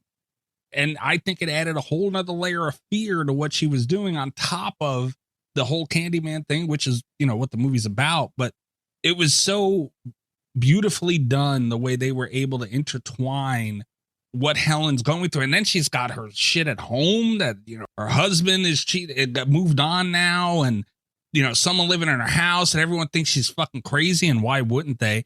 It was massive. Like, the depth in what they did there, as much as I love TCM, there just wasn't that level of depth. It didn't exist. I love TCM a lot, but Candyman. I don't think you do. It's the foundation of slasher movies in so many ways. So many of our tropes, so many of our brackets, so many of the things that we fight about started with the Texas Chainsaw Massacre. Yeah, you're being irrational. And I'm not being irrational. I'm the only one being rational here. I love Candyman so much, but it is not the Texas Chainsaw Massacre. And you can look at all of the things that it did that were new and inventive, but like, it goes back to the bedrock that was the Texas Chainsaw Massacre. Like, the whole genre was impacted by this movie, and it has held up so well. Yeah, but it doing it first doesn't gain it any points on what was better in a movie. First and best. No, I mean, she's right. It does hold up well. It is the 16th best horror movie of all time. God damn it, Rob. But Tony Todd Candyman holds up pretty good too. Yeah, that's the 6th best. Fourth best movie of all time. Tony Todd has been in so many movies, Final Destination, all these big franchises too. A lot of his filmography is crazy. People just talk to him about Candy. Still to this day. It was an important point in horror. Like, my mother and my aunt were scared of this movie. I remember it. Like, the Bloody Mary thing still creeps people out. And it fed on that. I don't think it can be argued that the depth in Candyman is insanely higher than Texas Chainsaw. Like, Texas Chainsaw did a lot of the things well along the way, but it was just a prototypical slasher. It was literally the prototypical slasher. It was the prototype for slasher. Psycho. I don't understand why we're having. You are baffling me with this. It is true. Black Christmas, Psycho, Peeping Tom, you could even throw in there, not to be cliche. And we could talk about the social commentary. And listen, I'm not going to say that it's not the best movie in its franchise, because as a film, I do think it is the best film in its franchise. But if we're talking about like the setting and the social commentary, it doesn't even do that the best in its franchise, because Nia DaCosta fucking knocked it out of the water on both of those fronts. I don't know if I would say she did social commentary better than the original. I 100% would. I think that she made a film that has social commentary that's more relevant to today. Right. But I don't think that she nailed it better than Candyman did for its time. I think there was a lot more meat on the bone for her to play with in the social aspect, because, you know, social media and just, you know, all the shit that's happened since then. The isolation they captured for Chicago and that community and that project, you felt it. There was nowhere for them to go. They showed you what they deal with on an everyday level. Nia DaCosta didn't really do that to that degree. Like, they spoke of it, but they didn't really show you what, you know, these people are going through. And it was completely, it wasn't in, you know, these people, these were people making money. They lived in nice apartments and beautiful, nicer than my house. There wasn't that sense of being deprived, and, you know, like, it just wasn't the same as, and again, maybe it's because I grew up in places like that. So I know how it felt to that. Maybe not so much to that degree. That Chicago's real bad. They showed us that. Nia DaCosta didn't. You know where else they didn't have anywhere to run? Fucking Texas. Well, but see, and that's the difference. That's a house in the middle of nowhere. You're talking Chicago. There's tens of thousands of people there, and you still have nowhere to go. There's something to be said for that, I think. At the fact that we're talking about real projects here. We're talking about projects where every apartment is damn near identical. And they showed that. You know, like he pointed out, you're talking about a house in the middle of nowhere. You're talking about kids exploring in an area that they really shouldn't have been. But when you look at Candyman, these are real projects. Those are real homes that those people had to deal with all this shit with. And again, I'm not taking a crap on TCM, because TCM paved the way for a lot of good slashers. It really and truly did. But overall, if you look at it more investively, it's gonna be Candyman. I just think Candyman did more. And that's really, and the line is so thin for me. Candyman did more, but Texas Chainsaw Massacre mastered every single thing that it did to a degree that has not been replicated. And it's insane to me. I haven't seen Candyman replicated either, though, honestly. Like I said, mostly when you get any type of setting like that in a horror movie, it's Leprechaun in the Hood. You know, it's things like that is what you get. Tales from the Hood and all those things. Like, it's mocking it more than anything and playing with it, which is fun. But it's not, there's no realism there. It's not, movies like that are not scary. They're just fun to watch. I mean, it wasn't easy for me, and honestly, listening did. I mean, not that my vote mattered anyway, but it if you put Candyman and Leatherface next to each other, what they were able to do with Candyman was great. And Tony Todd's performance. We want to talk about performances. No one in either movie can even come remotely close to Tony Todd. Not even Gunnar Hansen. And Helen too. Helen nailed it too. Candyman moves on. That is a tough fucking decision. And speaking of another one, that is... I'm going to pull a Rob. I'm going to quit the show. The next matchup, and this determines who goes up against Candyman in the finals. It's A Nightmare on Elm Street, 1984, up against Saw. The winner of the upper right-hand quadrant against the winner of the lower right-hand quadrant. You're not allowed to say quadrant on this show once this episode's over. You know that. You just did. We'll see. But after the episode, can't say it no more. I mean, I think it's Nightmare. Anybody not leaning Nightmare? What are we thinking here? No, it's Nightmare. Not even I could devil's advocate this one. It's Nightmare by a large margin. Will, what are you thinking, man? I mean, I'll swing the praises first. Saw had the better ending. It had better. I won't say. It had a better twist, in my opinion. Oh yeah, more likable characters. Probably not. I mean, both concepts are like equal, in my opinion. I think Nightmare has like a better concept because I think it's scarier than Saw. Like, I'd be terrified if I got stuck in a Saw trap, but like just the thought of somebody in my head and they can hurt me while I'm asleep and I can't get away from them. I'm eventually going to have to fall asleep and I'm going to have to confront this person. It's much more scary. I mean, I'm getting like my heart is racing just thinking about it right now.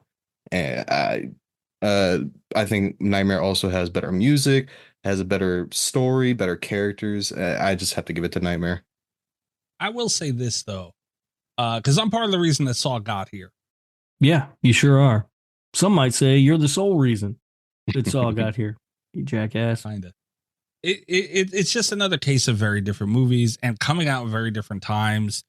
But we did just see a later movie going, because, you know, a lot of people say, oh, you're always going to pick the original or the more classic film. And, you know, we just seen that. I'm not going to say that after today. That's what I'm saying. It didn't happen in the last matchup, but it's really such different things because they were. Saw wasn't really, I mean, you could argue Jigsaw, John Kramer, sure, maybe even Billy the Puppet at first in the movie, because you don't get too much on Kramer right away, but it was more of a balls to the wall movie as opposed to a slower pace killer movie. Like Saw, the killer is John Kramer, but physically he's not doing it, and it's so different. Saw did a lot of things better than Nightmare, but I think when you really boil it down to a horror movie, what they were able to create in Freddy Krueger, even because this is when he was his most scary. So like, forget about what Freddy Krueger became. He was scary here, and you feared him, and you didn't know what he was. And I mean, it's going to be hard to get Nightmare out of here. I think, Greg, you're a Nightmare guy. I have the official list. If anybody needs the rankings, I can let you know what they are. Throw your list away. Greg, are we going to be shocked here by your vote? Well, I mean, for starters, neither of these films should be here, but it's Nightmare. It hands down, it's Nightmare. Like when I watched Saw in theaters, I knew as soon as I heard one line of dialogue that Kramer was the dude in the middle, lying on the ground. When it was, he likes to be close to his victims, I'm like, that's the guy in the middle, right? Yeah, it's Nightmare's just it's a better movie. It really is. I also don't think Saw is that good of a film to begin with. Not counting the later ones where it just became like, torture porn. But the first Saw film, like, was okay. The first Nightmare film is great. Like, it's for me, this is a no-brainer, and it's Nightmare. Amber? I have to give credit to both of them because I thought that the first Saw was actually really good. I did. I enjoyed it. But honestly, nothing can compare to the first time that you see Freddy stretch out his arms and you hear that metal striking metal. It just chills you, even to this day. Definitely Nightmare on Elm Street. Cat. I'm really debating going Saw just so I can have a Rob sweep this episode. It's a bad matchup for Saw. Here's the thing is I ranked A Nightmare on Elm Street higher when we did like our top movie list when it was like a combination. And then we were talking about Saw last week. I honestly, Saw is so good. It's so good. If I were going to throw a pity vote this final round, it would be to Saw. But I'm not going to. I can get to a place where I would feel confident being the person to have that take. But Nightmare, it is a classic. It's I don't know. We're talking about two movies that have like a twist on the slasher thing, Yeah. Saw has a better soundtrack.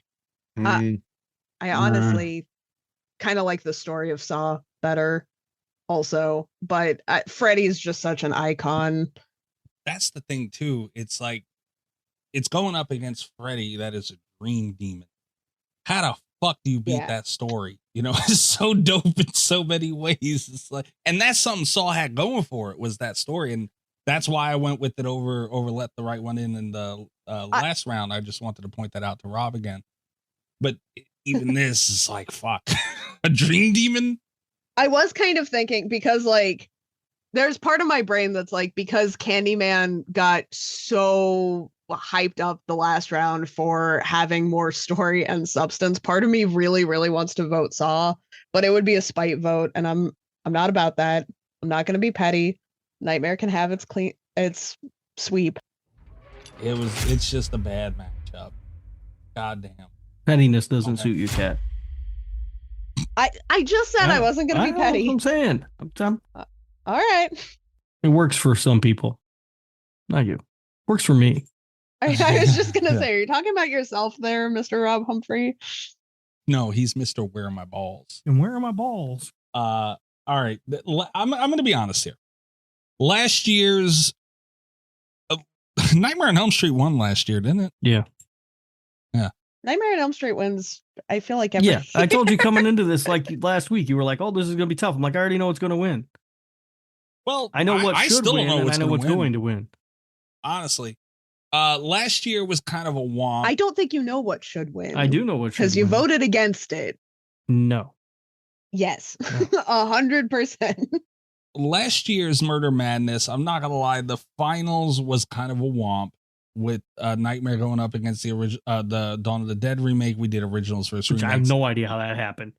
The year before that was also a womp because it was, oh man, I don't even remember. I should have looked at that before we started. I don't even know if I have the sheet anymore. It was Rhea Ripley. I just said Rhea Ripley. I watched WrestleMania tonight a little bit, but I don't even remember who Ellen Ripley went up against, to be honest, because who's going to take down Ellen Ripley? We didn't think that one through the most. It was a protagonist bracket, and it just made sense considering we just did antagonists. Pinhead won the year before, and it was actually up against Candyman in those finals, and that was tough. So the last 2 years were very easy in the finals. This is super fucking hard. So we've made it to the finals. Mm-hmm. So this is it, guys. This is for the Vernal Lord Humphrey Cup. And where are my balls? Everybody needs to take this seriously. Stop saying it. It's not the Lord Humphrey Cup. It is the Lord Humphrey. I've got a picture of the Lord Humphrey Cup. Thanks, Chris. You're welcome, buddy. Ass and titties. Ass, ass, I swear to God. And on this auspicious occasion, here's my brother with a song. I was going for this one. Hell of a deal. And it's always that one that I hit when I hit the wrong button somehow.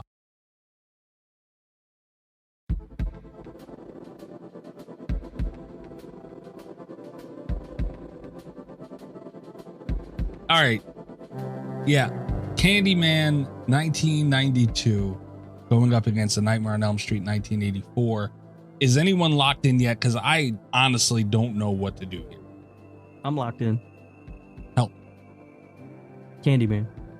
That doesn't help me. Is anyone else? I have the list if you want to know the rankings. I am going to break into Will your that house. help? And Nicolas Cage, what was that movie? He was getting the map. National Treasure. National Yeah, I'm going to Treasure. national treasure your list and burn it is what I'm going to do with that. All right. Put it in Nicolas Cage terms for you. I mean, if it helps, Mikey, Candyman is number 6. Nightmare on Elm Street is number 54. That makes me want to go God Nightmare damn it. more. I hope you know that. He has to know that. This has to be the long game where he has regrets about putting Nightmare this low, so he's going to irritate you into voting for it. And Cujo's number 90. Stop telling me that. I just like to annoy you with my list. I know you do. Hate that list. Greg. Mikey, what's your number 2 top film? We're not talking about mine. I know, but what's your number 2 top film? As I said in a previous episode, my number 2 when we did our top 100 movie rankings for our 300th episode, my number 2 was A Nightmare on Elm Street. Your number 3 was the original Nightmare. Your number 2 was Dream Warriors. Dream Warriors. Right. So Okay. your number 3 is A Nightmare on Elm Street. Candyman was below that. Your decision for this should be simple. But it's not, because like I said, I forget which episode it was during the tournament here. I feel like at least when I did mine, it was a heavier dose of personal bias in there than it is when we really sit down and strip all that away. You know, so it's not that they're right next to each other. Help me, somebody. Who's Greg? Are you locked in yet? Does this help? Hey, come on. Good is better than fun. Which one's fun? It's the original Nightmare, not Dream Warriors. I'm just saying, good is greater than fun. Doesn't help here. Just like Rob is locked in on Candyman, I'm locked in on it's Nightmare. It's between these two, it's Nightmare. I mean, granted, I don't believe that Nightmare should be here, but Because I would have this final should be The Thing versus Candyman, and then I'd have The Thing. But it's Nightmare. Killer's more iconic. The story is better. The acting. I'm gonna say that the acting is better. The final girl is better. The direction is better. I just personally believe. Maybe. I mean, even just the thought alone, right? If I'm dealing with both of these villains, I'd rather deal with Candyman than I'd rather deal with just on all those levels. Would you though? I disagree with pretty much everything he said. I think Candyman is better at everything that he said Nightmare is better at. Not everything. I mean, pretty much everything. Rob, you're going to tell me that Helen is a better final girl than Nancy? Yes. Yes. Serious? Absolutely not. No. Yes. No. Let's back this up. Because Helen is one of my favorite. No, Helen is one of my favorite characters in a horror movie ever. We can't call her a final girl. We cannot. She doesn't survive, and she fucks Tony Todd. That's not being a final girl. That's That's being winner, all though. of us on this show. We'll call her the big winner then. Yeah. Okay, right. well, that's fine because she is, and that's acceptable, but we can't call her a better final girl than Nancy. Then that's fine. Then I guess you would say, yes, Nancy is a better final girl, but she's not a better character. Okay, You can't there's a penalize debate to be Candyman for had telling there. a story that doesn't have a final girl. There's a debate to be had there, but I I could not let that Can't one imagine go. what that debate could possibly be. Helen had a better performance, though, is the thing. Like her role, the role of Helen was performed better than the role of Nancy. No. Definitely had a better performance. I vehemently disagree with that statement. But Really? I think How? I just think that Helen goes looking for trouble. Nancy doesn't. Trouble finds her. And then dealing with the trouble that's presented to you, Helen gives in. Nancy fights back. And having to deal with a character, having to deal with a villain that will get you in your sleep that all humans have to do, that's more terrifying. At least in my eyes, it's more terrifying to have to deal with something that you can't avoid. Helen could have avoided this by not going down the rabbit hole. Nancy, there's no way she could have avoided this because she has to sleep. So yeah. So that's why my vote locked in is a Nightmare. But we all have that fuck around and find out moment. We don't know we're gonna find out until we fuck around. You know, let's be honest. And I think you have a fuck around and find out thing. I don't. I'm crazy, not stupid. There's a difference. Right. You fuck around a lot. It happens a lot. You just haven't run into Tony Todd in a coat yet, is the thing. She did. There's also, you know, Tony Todd is Candyman is defeatable. Freddy's really not. You've seen Freddy beaten. I see Freddy get beat up by high school kids in every goddamn movie he's in. Yeah, he does. No. He does get beat up, but in the long run, in the long game, Freddy still wins. Yeah, but Candyman keeps coming back too. Look, all these villains keep coming back in the next gone. movie. So with Freddy, you just grab him and bring him out in the real world, and then he's just a old ass pedophile. And then you send him back to the dream world, and it starts all over again. You can't avoid him. Right, but all the killers come back for the next movie. Like that's a ridiculous argument that you can kill one and you can't kill the other. I mean, if we're going down the rabbit hole of other movies in the franchise, Tony Todd was defeated in 3 and didn't come back. Well, they just didn't make another movie, which is right. And the Candyman lore kept going, as we learned in the Nia DaCosta film. The lore just keeps going. Maybe Tony Todd's version of Candyman doesn't come back, but Candyman always comes back. That's not Daniel Robitaille Candyman. That's a different Candyman. But it's still Candyman. But it's a different version of Candyman. Freddy stayed the same throughout the entire franchise. No, because he turned into a hairless cat that one movie. Different timelines. No. But okay, I feel like we're missing. Honestly, where I'm trying to narrow this down in certain areas, and the toughest part I'm having is, and this helped Nightmare with going up against Saw, and I feel it for me it helped with Candyman going up against Texas Chainsaw is the villains.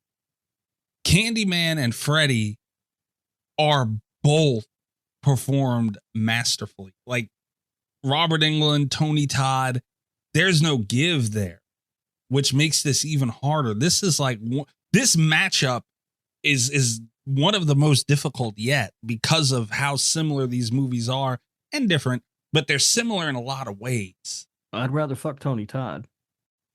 I don't know. Robert Englund, handsome man. Oh, come on now. Let's not act like Tony Todd. Tony Todd aged better. I'll admit that. But in his time, Robert Englund though. God damn, I don't know what to do here, man. The thing with the villain for me is, and I need help figuring it out. In this movie, in the original movies, Tony Todd did more. Is the problem. But we know what Freddy turned into, and then Robert Englund, I feel, surpassed that with Freddy Krueger. But we're not talking about none of that shit matters. God damn, man. This is fucking... And the stories are dope, too, for both of them. Okay, so hold on. We have... Rob and Greg are the only ones locked in. Amber, are you locked in yet? Yeah. What are you thinking? Honestly, this is hard. because Candyman has more of a lore to me, Okay. because it when you look at the story as a whole and you see what what Candyman went through because of his love for a person that he never got over. And these people basically tortured him. They turned bees onto him, and this was a person that was well educated and well endowed for his time period, which I'm not saying well endowed is a dick. Yeah, but we know he was too. Hold on, Amber. I got you. Don't worry about it. Huge clown penis. There you go. But seriously, overall for the story and the lore that they gave Candyman, it appeals to me a little bit more because it's like, yeah, I get it with Freddy. He's so iconic. He's great. I have no quibbles with him. But it's like, if I really had to nitpick, one was a pedophile that got busted. The other one, well, hey now, a man that fell in love. In the remake, he was a pedophile. In the remake. No. Yes. It's heavily implied throughout the film. We all know that. All you want to. It's not what happened. Why in the hell would these parents, not anybody particular, but parents, want to burn this man alive? I mean, listen. I would burn somebody alive if you molested my son. I would burn somebody alive if they killed my kid. I would either want to, or I would actually kill them if they even if they killed my kid. So the argument there is still, and they got their street justice and ended up paying for it. But again, you're looking at a man who fell in love with a woman. Mm-hmm. And they persecuted him for it. They destroyed him for whom he loved. And to me, that lore kind of pulls me towards it better than a pedophile getting street justice. I mean, if you just wear an entire suit made out of rubber, the bees will have no effect because bee sting can't get through rubber. Well, you know what? Shout out to bsource.com. Yeah, we know that. So in real life. So hey, it is what it is. But yeah, I'm set on Candyman. Yeah, I think the biggest difference between these two movies in my mind, and the reason it was such an easy choice, is the sort of the just social weight that Candyman carries, where there's none of that with Elm Street. Like, it's not, and I get it, it's not that kind of movie, and it's not trying to make that kind of point, but Candyman to me gets extra credit for making that point and going that extra step to try and do that.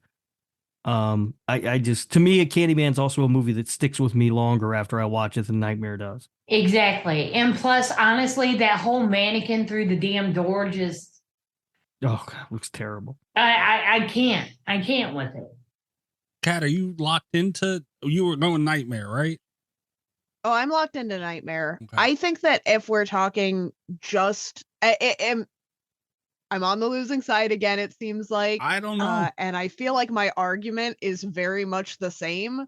But if we're talking just stories, Candyman is a lot more ambitious. It tries a lot more things. I think it gets a lot of credit for that.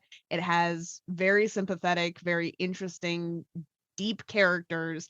If we're talking films, I think Nightmare on Elm Street is better. It has better cinematography. I think maybe not cinematography, but it has better like framing of shots. I think it does so many really inventive things. I think the effects have held up really well. The performances, I like the characters. And while I like Helen as a character, I think she's very interesting. I think I can kind of relate to some of her insecurities and her feelings. As on a storytelling level, she really has it. As far as things that I want to see in a horror movie, like in terms of things that scare me, Nancy is someone that I can relate to a lot better. That whole, and I really like her as a final girl. I really like her as sort of a foil to Freddy, where nobody believes her, but she knows what she's seeing, and we have just this sort of like underdog story. I know that Freddy gets very easy to defeat as the franchise goes on. She's not the only teenager that can defeat him, but in the first Nightmare on Elm Street movie, you know, it just, those odds feel so insurmountable, and Nancy just gets shit done, you know? Like, that's an energy that I love so much. And even though I relate to Helen as a character, she doesn't have that, you know, and that sort of succumbing to fear, and not to fear, the sort of succumbing to the end, I guess, to everything that Candyman represents.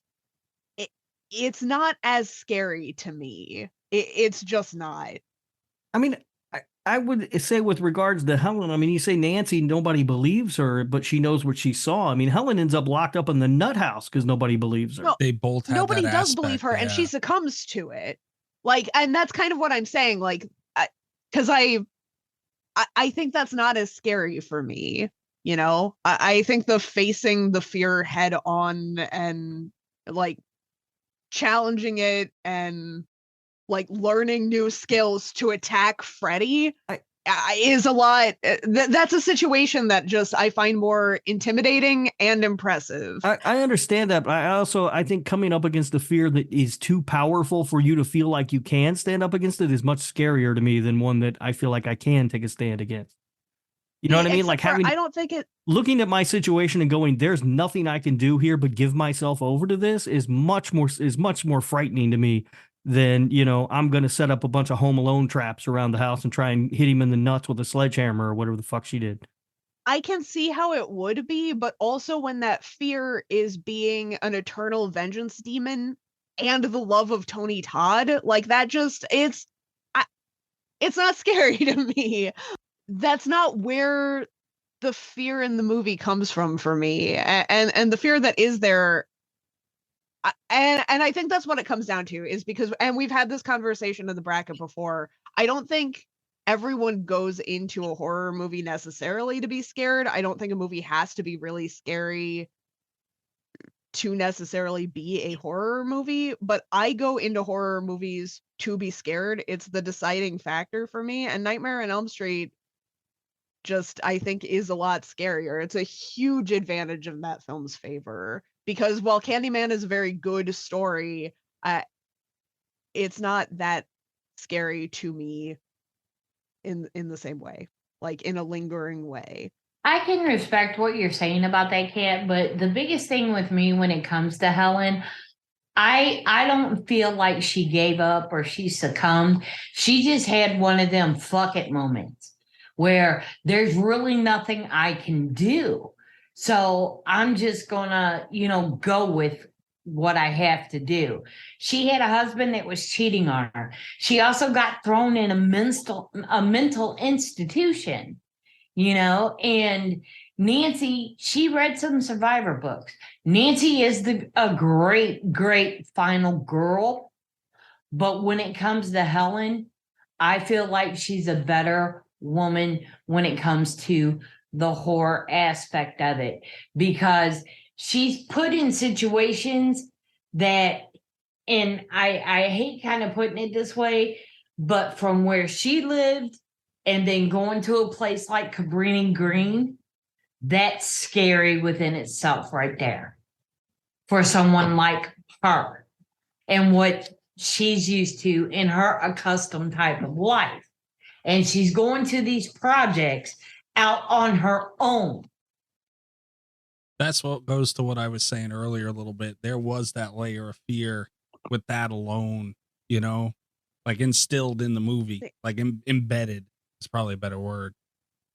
And, you know, even though it was so scary and so different for her, she still faced it and went through it and wasn't afraid to talk to people about it. I don't know. Maybe it's just admiration for Nancy, because I feel, I don't know. I feel like I'm more of a Helen than a Nancy. Like, I've had those just fuck it moments also. Yeah. But like, I feel like I would get myself in a situation like Helen. You know, I'm a fuck around and find out kind of person. Yeah. And then also just like a fuck it person. So I get it. Like, I think she's very relatable, but I just. And I don't know. totally respect that about Nancy, because she did really have to work to figure out, because she was on her own as well. Nobody believed her. Nancy did have a little more help but that's the thing. Will, what are you thinking? Are you locked in?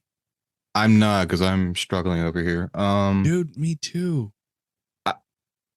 I've been fighting this for a little bit. I mean, both these movies have like a very special place in my heart. Like, Candyman is a very well told story, has a great villain.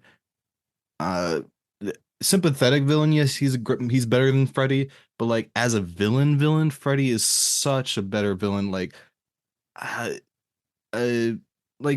Candyman, he goes after you unless you're his object of obsession. Yeah, that word or that phrase. DVD stuff. If you're not his object of obsession, he'll just kill you and be done with you. Like one stab, you're gone. Freddy, he torments and tortures people equally. Like you could see throughout the entire movie, like everybody was distraught by this one guy in their dreams. Like he's been torturing these kids for weeks, and he eventually does kill them. But you know, just the mental torture this guy can put on these characters. It's and this is like one of the only movies that can actually scare me. Like it's the only horror movie that I can think of that actually scared me, except like Jaws or something like that, because the water is like terrifying. But Nightmare has better music in my opinion. Also Nancy, like she doesn't get enough credit. Like she's a terrific final girl. Like people say, like, you know, who's better, Laurie or Nancy? I would always lean towards Nancy because of what she had to deal with throughout the entire movie. But yeah, Sounds like you're leaning. I am leaning Nightmare, but I don't want to lean Nightmare because Candyman is such a well put together story. Chris, are you locked in? This was coming up as like a 50-50 for me. Like, yeah, Candyman is a much better story, better shot, but Nightmare definitely is just more unabashed with its villain. There's no redeeming factor. The effects were better. Would you say the effects were better for Candyman? Nightmare. Okay, that's tough for me. But I think I'm going to lean a little more towards Candyman in this fight. Fuck. I mean, if it helps, Nancy didn't kill a dog. Yeah, but she had to. She did. Yeah, if a dog was going to kill me, I mean, yeah, I would break my heart and soul to do it, but I'm not going to let anything kill me. You know.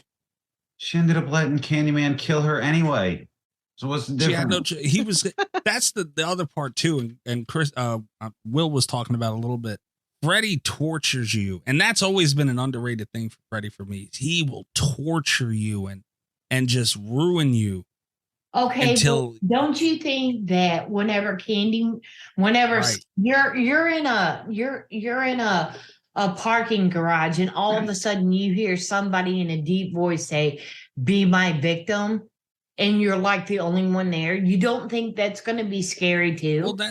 But that's what I'm saying. No, I'm gonna be into it. Well, not so much Gonna be that. That's Tony the thing, though. Todd. This idea that Freddy tortures people and Candyman doesn't, Right. I don't buy into, because Yeah. he completely tore this woman's life apart. Thank Yes. you. Completely. That's what I was gonna. Four. That's what I was gonna get to. Yeah, but that's 4 teenagers. That's only one adult. That's true. But I was. I could torture my teenager right now by turning off the Wi-Fi. Are you kidding me? Okay, but if you stop and think about it, he actually only tortured a couple of them. Johnny Depp, he didn't torture. Johnny Depp wasn't all about, oh, my dreams this, my dreams that. He just got slashed up in a waterbed. Well, it was heavily implied though. We're going down the kills. If we're going down the kills road, I'm not going that down the the kills in kills Nightmare road. are better than the kills in But Candyman. I'm just saying, That's fair he point. took a woman that had everything going for her. She was a journalist. She had everything going for her, and he basically just picked apart everything in her life and drove her batshit crazy because it put her in a mental institution. And that's what I was getting to. That that was a very strong point of Freddy to me, because his kills are always great. Like that. That's what he's a top slasher mostly for that reason. But the underrated aspect was him torturing people, and Candyman has that too. These movies are so well matched. It's crazy that they ended up meeting. You're not gonna get an argument from me there. Are you locked into Nightmare, Will? I mean, I want to reiterate what I was saying before. Like, yes, it's not really shown that Johnny Depp and the Rod dude was like, tortured by Freddy, but it was like really, really implied, because like when Nancy or Tina was like suggesting this guy in a hat and is all burnt up, like he's like, knew. What the fuck, y'all too? And, like it's very implied that these girls were tortured, and if you're not Candyman's victim, you don't have to. You can just you're guaranteed a fast death. Like you're not going to be tortured. He's going to kill you and be over with it, unless you're what's her name, Helen. Other than that, both concepts, like they're equally scary, but like I think that Nightmare also has a far better concept than most slashers, and even Candyman as well. So I'm going to give the win, or my vote, to Nightmare. You motherfuckers are going to make me decide this. I hate all of you, every one of you.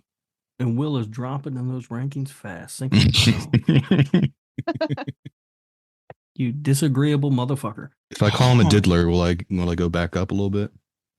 No, it just means you vote for a diddler. Damn. Come on. Damn it. Fuck. He spun that on his back. Damn it. He got you there. Holy shit. All right. Okay. Last chance for any type of mind swaying, because honestly, I'm leaning Candyman, and I don't know what to do. Nightmare on Elm Street has, up until the last 3 years, has always been hands down my favorite franchise, but that's franchise.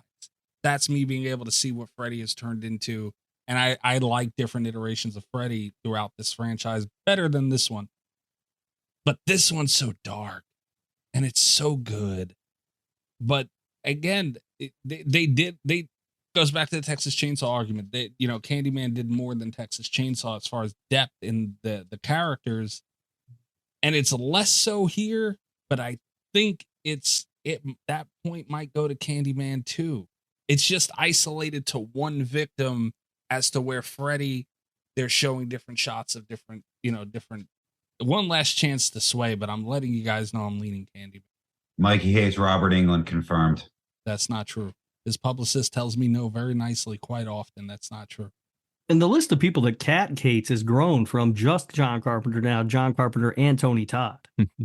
Anyone can hate Tony Todd. It's impossible. Now we know Rob is just being silly. I hate his basketball choices. The man's a Laker fan, but that's a whole nother issue.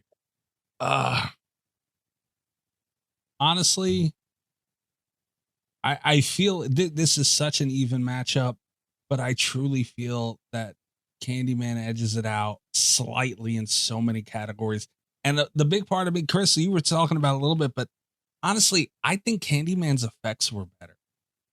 And I say that because they weren't as ambitious with what, as far as effects, with what they were doing in Candyman as they were in Nightmare, obviously. But that leaves the window open for your effects to not really measure up throughout. And there was a handful of spots in Nightmare on Elm Street where we can point out where the effects didn't look great. But there's also a handful of shots where we can say that looked fucking amazing. But Candyman, I don't remember, and it hasn't been too long since I watched this movie, but I don't think there was anything that looked bad. And they had some shit they were doing in there too, man. Dragging people with nothing, and the blood smeared, and oh man. I think Candyman edges it out slightly in just about every category.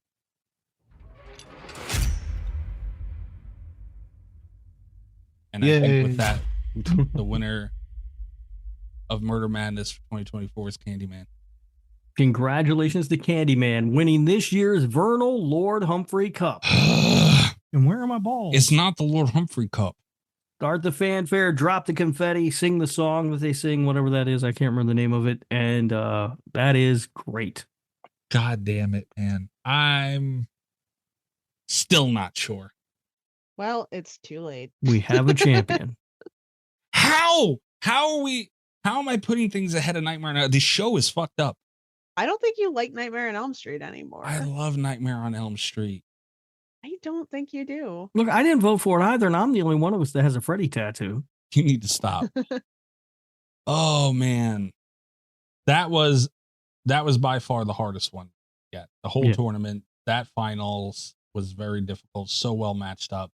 It was very easy for me. I don't know how. Looking at the 4 movies coming into tonight, I was convinced that Nightmare was going to win and that Candyman should win. I'm very happy that we did the right thing tonight.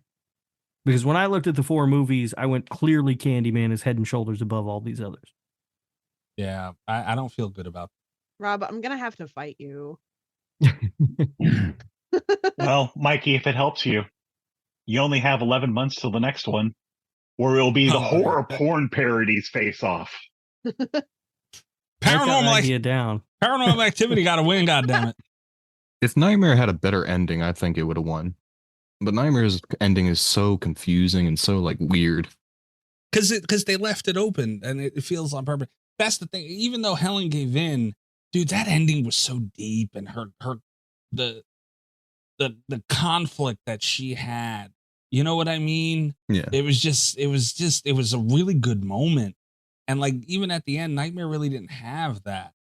They just set Freddy on fire and still, whatever happened. And it felt, I don't know. I'm not going to rehash the ending of the movie, but dude, I feel like these movies are neck and neck, and there's just a couple of percentage in each category that goes to Candyman. And I wasn't going to feel good about this one either way. Well, you can also look at it at the perspective of how Helen kind of transformed from a villain in the movie to validation, basically.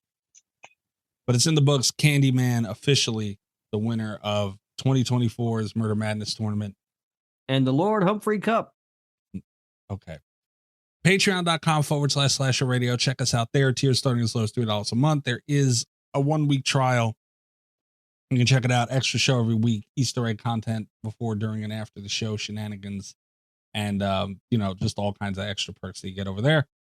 YouTube, we are at we're at Slasher Radio on YouTube. Recently got partnered, so if you want to go over there, drop a sub, like a couple of videos, check out a couple of videos.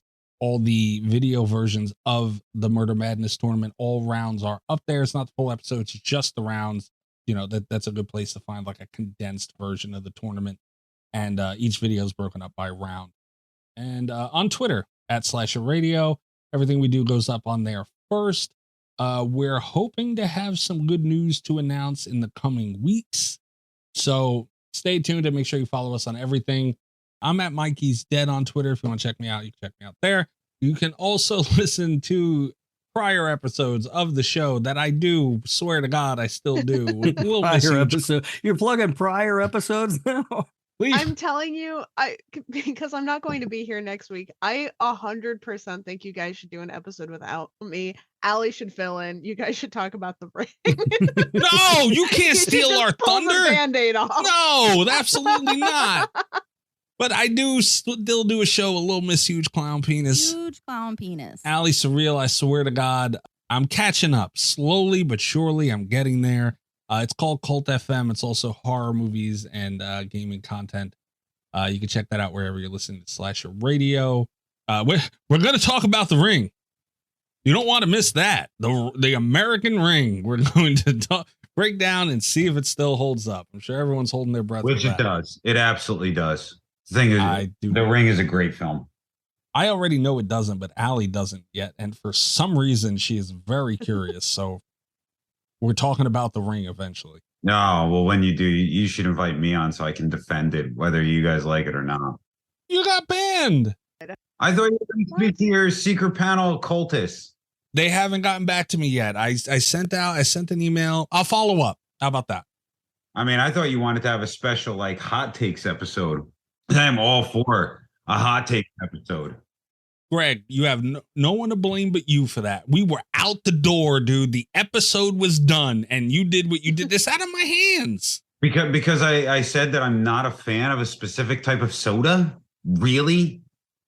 There's one rule on that show, and you do not defile the name. Right. Kat, we were done, out the door, finished. I remembered. Yeah, yeah. And then I don't like orange soda. Of all places to say it. I mean, it's not nearly as tasty as other sodas. I don't know what you want me to tell you. Root beer's better. Like, I don't know what you want me to tell you. It doesn't please my taste buds. I can't help that. I have to inform you, Greg. Anything you say here can and will be used against you with the secret panel of cultists. I'm just letting you know. Then if I'm not allowed on Cult FM, fine. I'll remember that when Amber and I start our own podcast. I'll just like automatically just ban you right off the bat. Just like the band from the Nick fucking Woo Cave cast. As someone who has done that, I was gonna say that's the best way to go is get that ban in early. Although if we do, a movie like Moonstruck or something like super Italian American, might have to have you on so you can answer some questions that I don't know about being, even more Italian than I am, but you don't like spaghetti. So that's questionable on your Italian heritage. Well, speaking of people who have banned me from a show before it even started, Rob, where are they catching you? You can find me on Twitter. I am at Radio Rob123. You can listen to the other show that I do with Kat, the Nick fucking Woo Cage Cast. That's Nick effing Woo in your podcast players. We were supposed to have released our episode on the movie Sunny. However, I got sick and we lost an entire damn week. So we will be releasing that soon, hopefully. And that's all I have to say, except for this, Mikey. Just real quick. Quadrant. Really? That was for you. Yeah. Was that nice? Is that what we really had to do today? I mean, I thought you'd enjoy it. Get it in now. Quadrants are done. There we go. It's over. Is quadrant going to become a bleeped word? Yeah, on Slasher you know what? Radio? Yes, it is. I can't say quadrant no more. You guys abused it. You have no one to blame but you. And here we are. Now we got to go a while without saying quadrant. And yeah, I feel it should be bleeped after this episode, though. If it's bleeped, does that mean isn't anymore? Oh, Jesus Christ. We were almost done. No, it's still bleeped. God damn it. It's still bleeped. Opening up the notepad.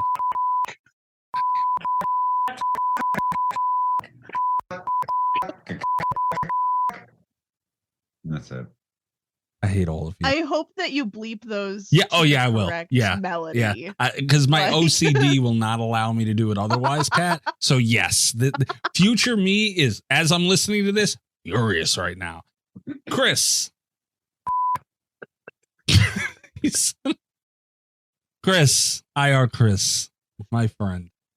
Thank you very much for joining. Thank all you guys for joining us. We do appreciate it. This is obviously now become an annual thing, and it's dope that you guys are a part of it with us. Chris, where are people finding you, my friend? You can find me on Twitter as EyeRChris. You can also listen to me on Cult FM under their best episode ever, and I'm still not banned. Yeah, Chris, not Wait, banned. how Chris not banned yet? I'm banned. He was a gentleman. I was a gentleman. You did something. I don't know what to tell you. Chris, not banned. Know the deal. To be fair, I did end up drinking 3 liters of orange soda and woke up in an alley, so. See that. But now, really important question, Chris, because Allie defies the validity of this. Did you wake up and your butt hurt? No, but there was a homeless clown staring at me, so there was that. Whoa. Huge clown penis. All right. Can he say clown? Cat. What if it's 4 clowns in different quadrants? I don't think that makes much of a difference. So yeah, that's another belief. Good job, Chris. You found that's a new one too. That one's undiscovered. Good for you. I'm a trailblazer. You sure are. Greg, tell everybody where they can check you out, man. I am on TikTok at Darth Gregor, where I do my own lives on every Saturday night at 9 p.m. Eastern Standard Time, with Amber. She joins me. And I just ask a horror question of the day. But I'm running through my 200 favorite horror movies right now, just to find out, is it in anybody else's top 200 favorite horror movies? And my question for tomorrow is A Nightmare on Elm Street from 2010, the remake, in your top 200 favorite, because it is in mine. Good Lord, man. It's a really good movie. All the additions that they made to that film, I absolutely love. My only takeaway, my only negative in that film is that the actress who played Nancy was terrible. Other than that, it's a good film. Agreed. The actor who played Freddy was terrible too. You all right with that? What? Yeah, Greg's lives are a good time. My weekends have been busy, so I have been missing them, which I do. I even telling Rob I do regret missing them sometimes, but always have a good time in Greg's lives and bring back the food stuff, man. But also next Saturday, I am doing a special tournament where I'm gonna have 4 different quadrants to because my board only has 32 spots. So well, Rob, go over there and say quadrant, man. Can't do it here no more. Take that quadrant shit over there. He can absolutely say quadrant anywhere he wants to. Do not police his speech, Michael. I don't understand why you don't enjoy what Rob brings to the table.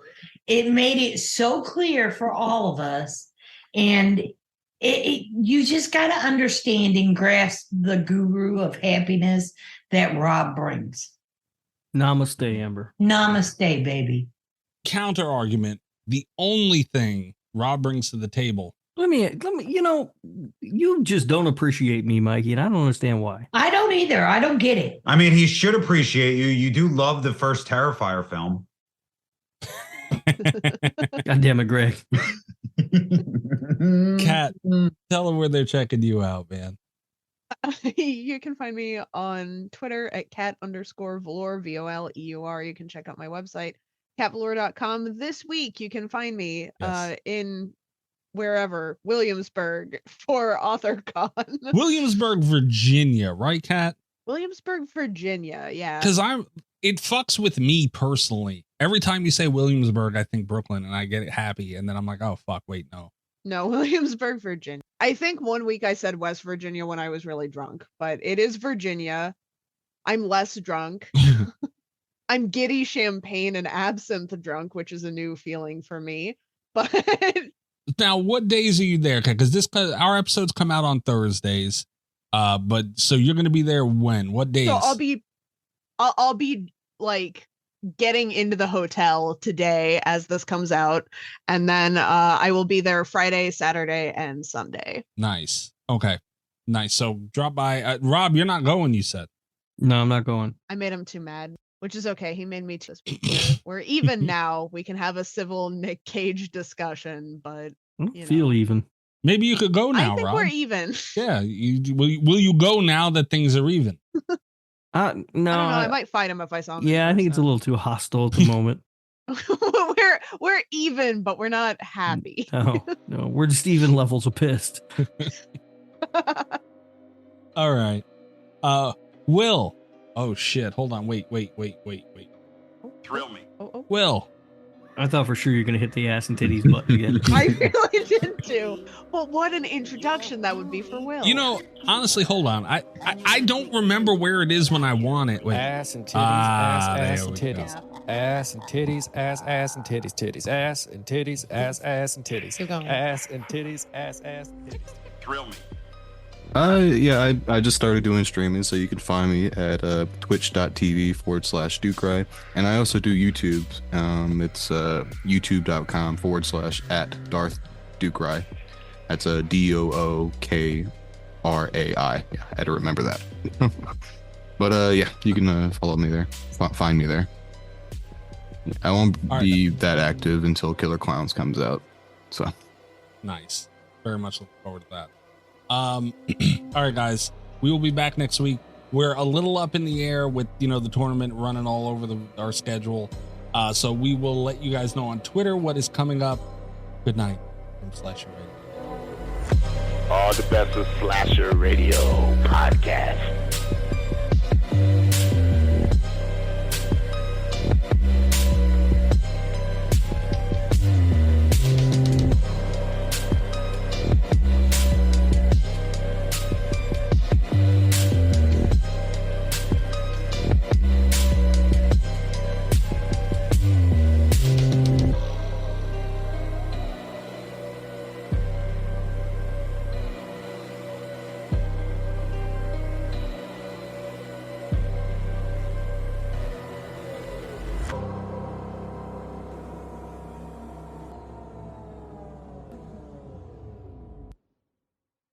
If you're a podcast host, listen up, this one's for you. My name is Allie Jackson. I'm the host of Finding Mr. Height, a dating and relationship podcast that I've been doing for 4 years now, sharing my positive and practical approach to dating that's built on my own life experience. And I wanted to share another experience that I've had, my secret behind monetizing my show. It's called Red Circle, and I was just telling my colleague about how much I love their platform. With Red Circle, not only am I getting a seamless hosting experience, but I also love the support I receive in ad sales. It's not just typical ad sales either. It's targeted opportunities based on my show and my life. And the platform is super simple. You just set your preferences and Red Circle matches you with sponsors that align with your show. You can vet every opportunity and their platform gives you great analytics. More recently too, my Red Circle team has brought me opportunities outside of my podcast on social media to really augment the podcast partnerships, bring them full circle. I just can't recommend them enough. If you want to give it a try, go to redcircle.com to get your free trial. That's redcircle.com for a free trial.